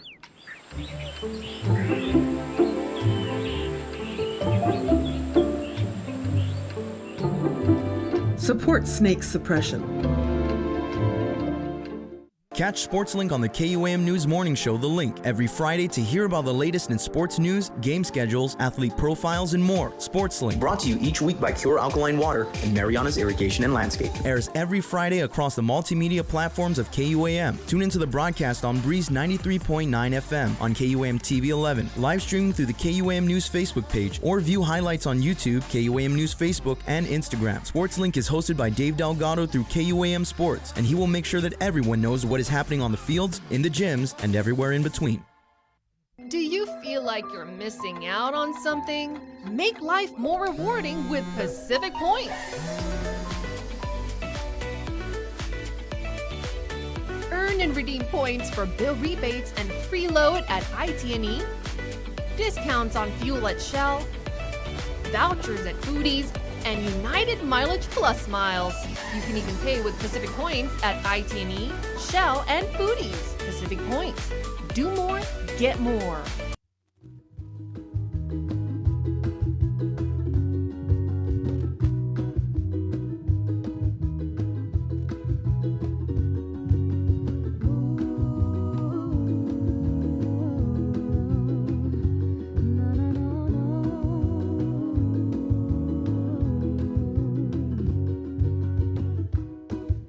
These days I just need you around me. These days I just need your touch.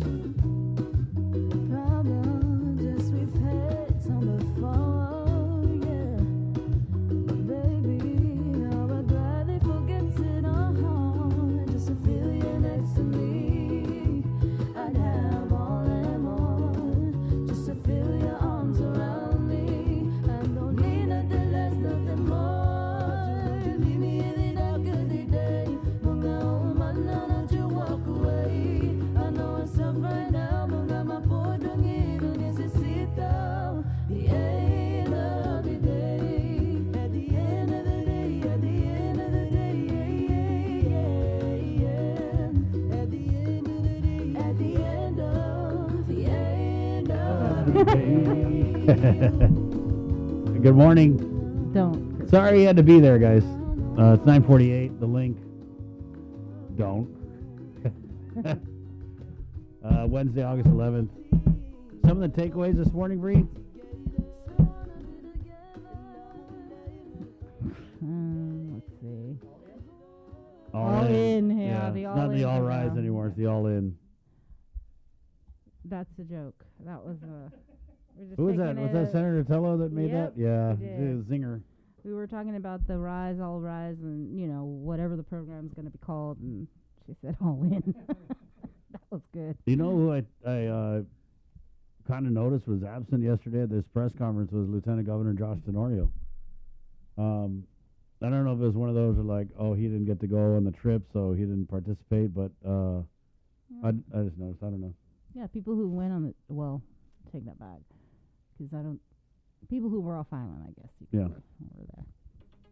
Well, with the exception of, so I believe who had went was the Special Assistant Kathy Flores, the Communications Director, and Jim Moylan Assassin, Crystal Paco San Augustine, the Governor, the First Gentleman, Vera Tapasnia. Oh, I want to reach out there. Esteban. And Mr. Ed Byrne, right? And Lester Carlson did not go to D.C. He went to somewhere else.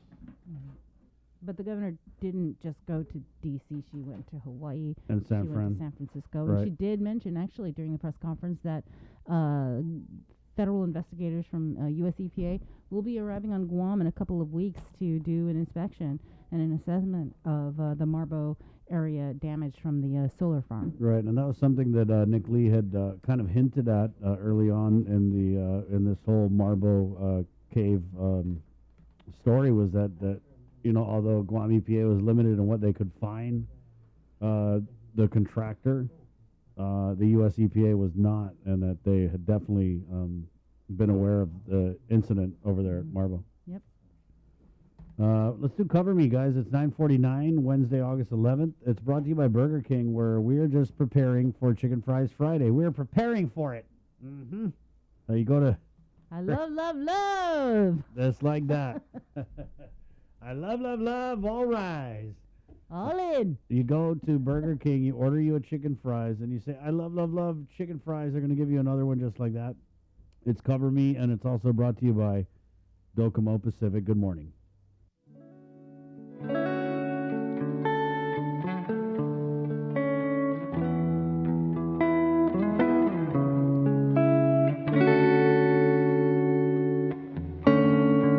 I had a dream. I got everything I wanted. Not what you think. And if I'm being honest, it might have been a nightmare to anyone who might care. Thought I could fly, so I stepped off the golden. Nobody cried. Nobody even noticed I saw them standing right there. I kinda thought they might care. I had a dream. I got everything I wanted, but when I wake up I see you with me. And you say, as long as I'm here, no one can hurt you. Don't wanna lie here, but you can learn to. If I could change the way that you see yourself, you wouldn't wonder why you're here. They don't deserve you. I tried to scream, but my head was underwater.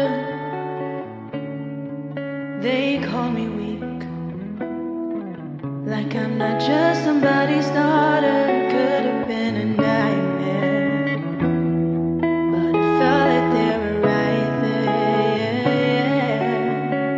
And it feels like yesterday was a year ago. But I don't wanna let anybody know, 'cause everybody wants something from me now. But I don't wanna let them down. I had a dream. I got everything I wanted, but when I wake up I see you with me. And you say, as long as I'm here, no one can hurt you. Don't wanna lie here, but you can learn to.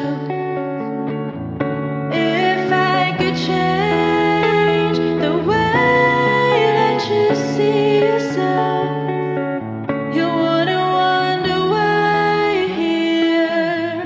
They don't deserve you. If I knew it all, then will I do it again? Will I do it again? If they knew it, they said would go straight to my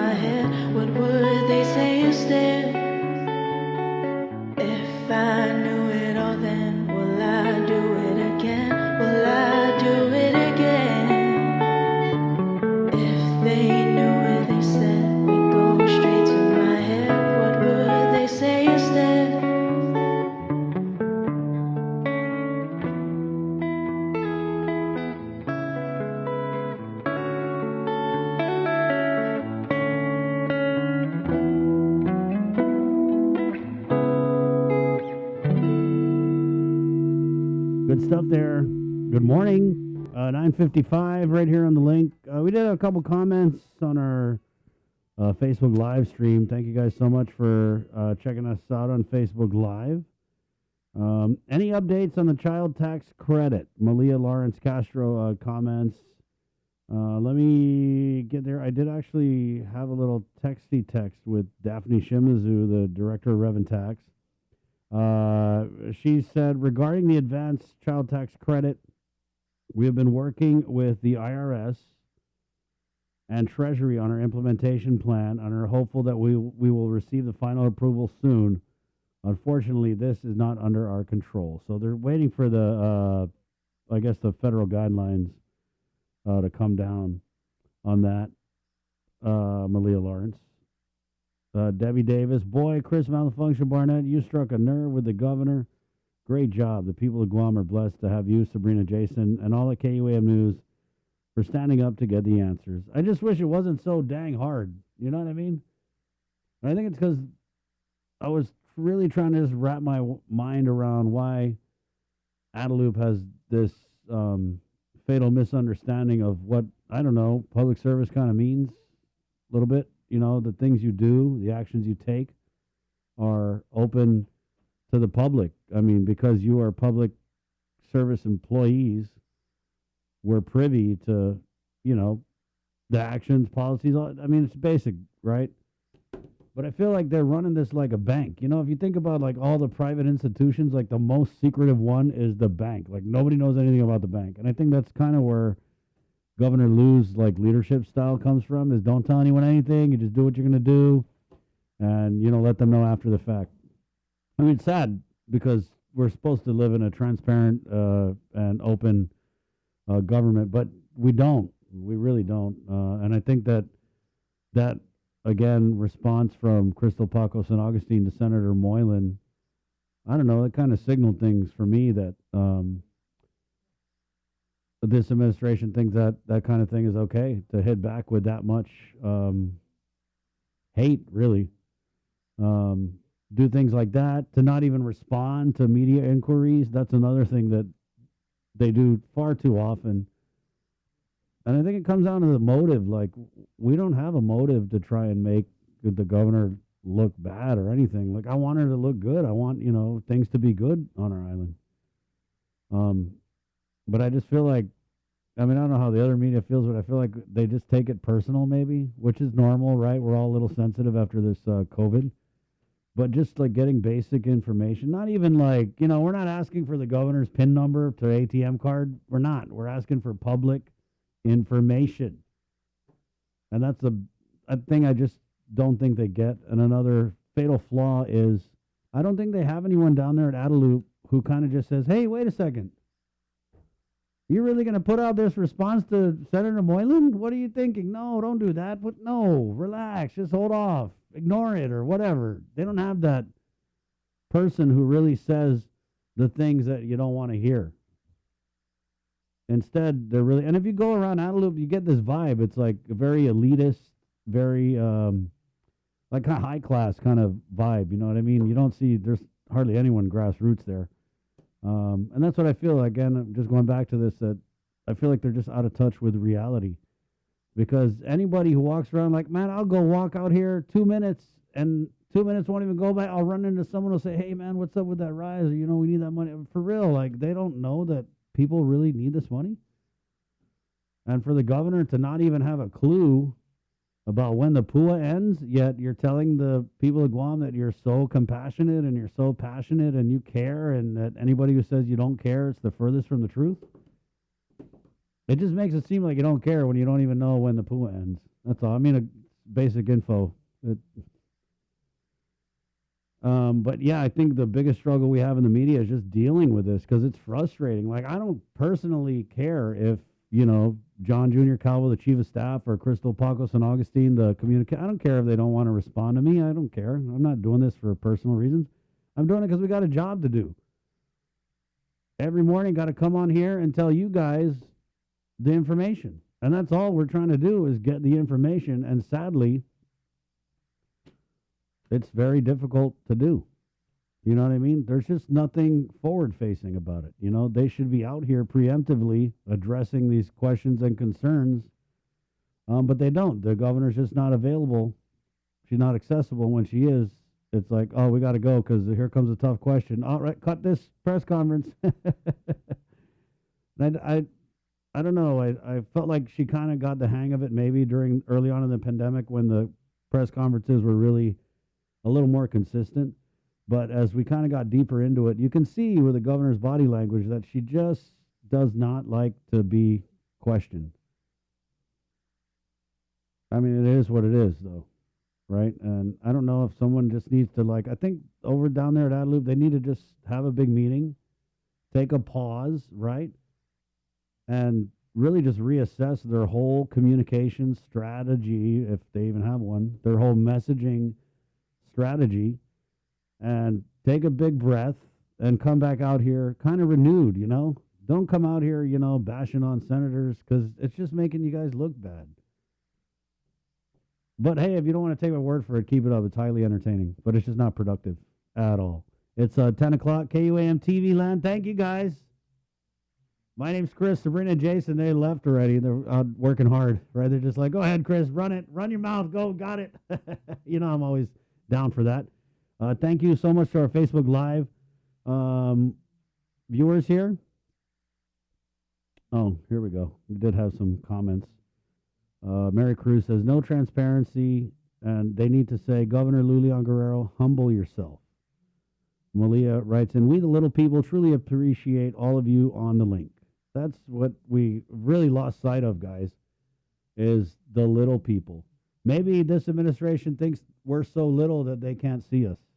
That's a problem.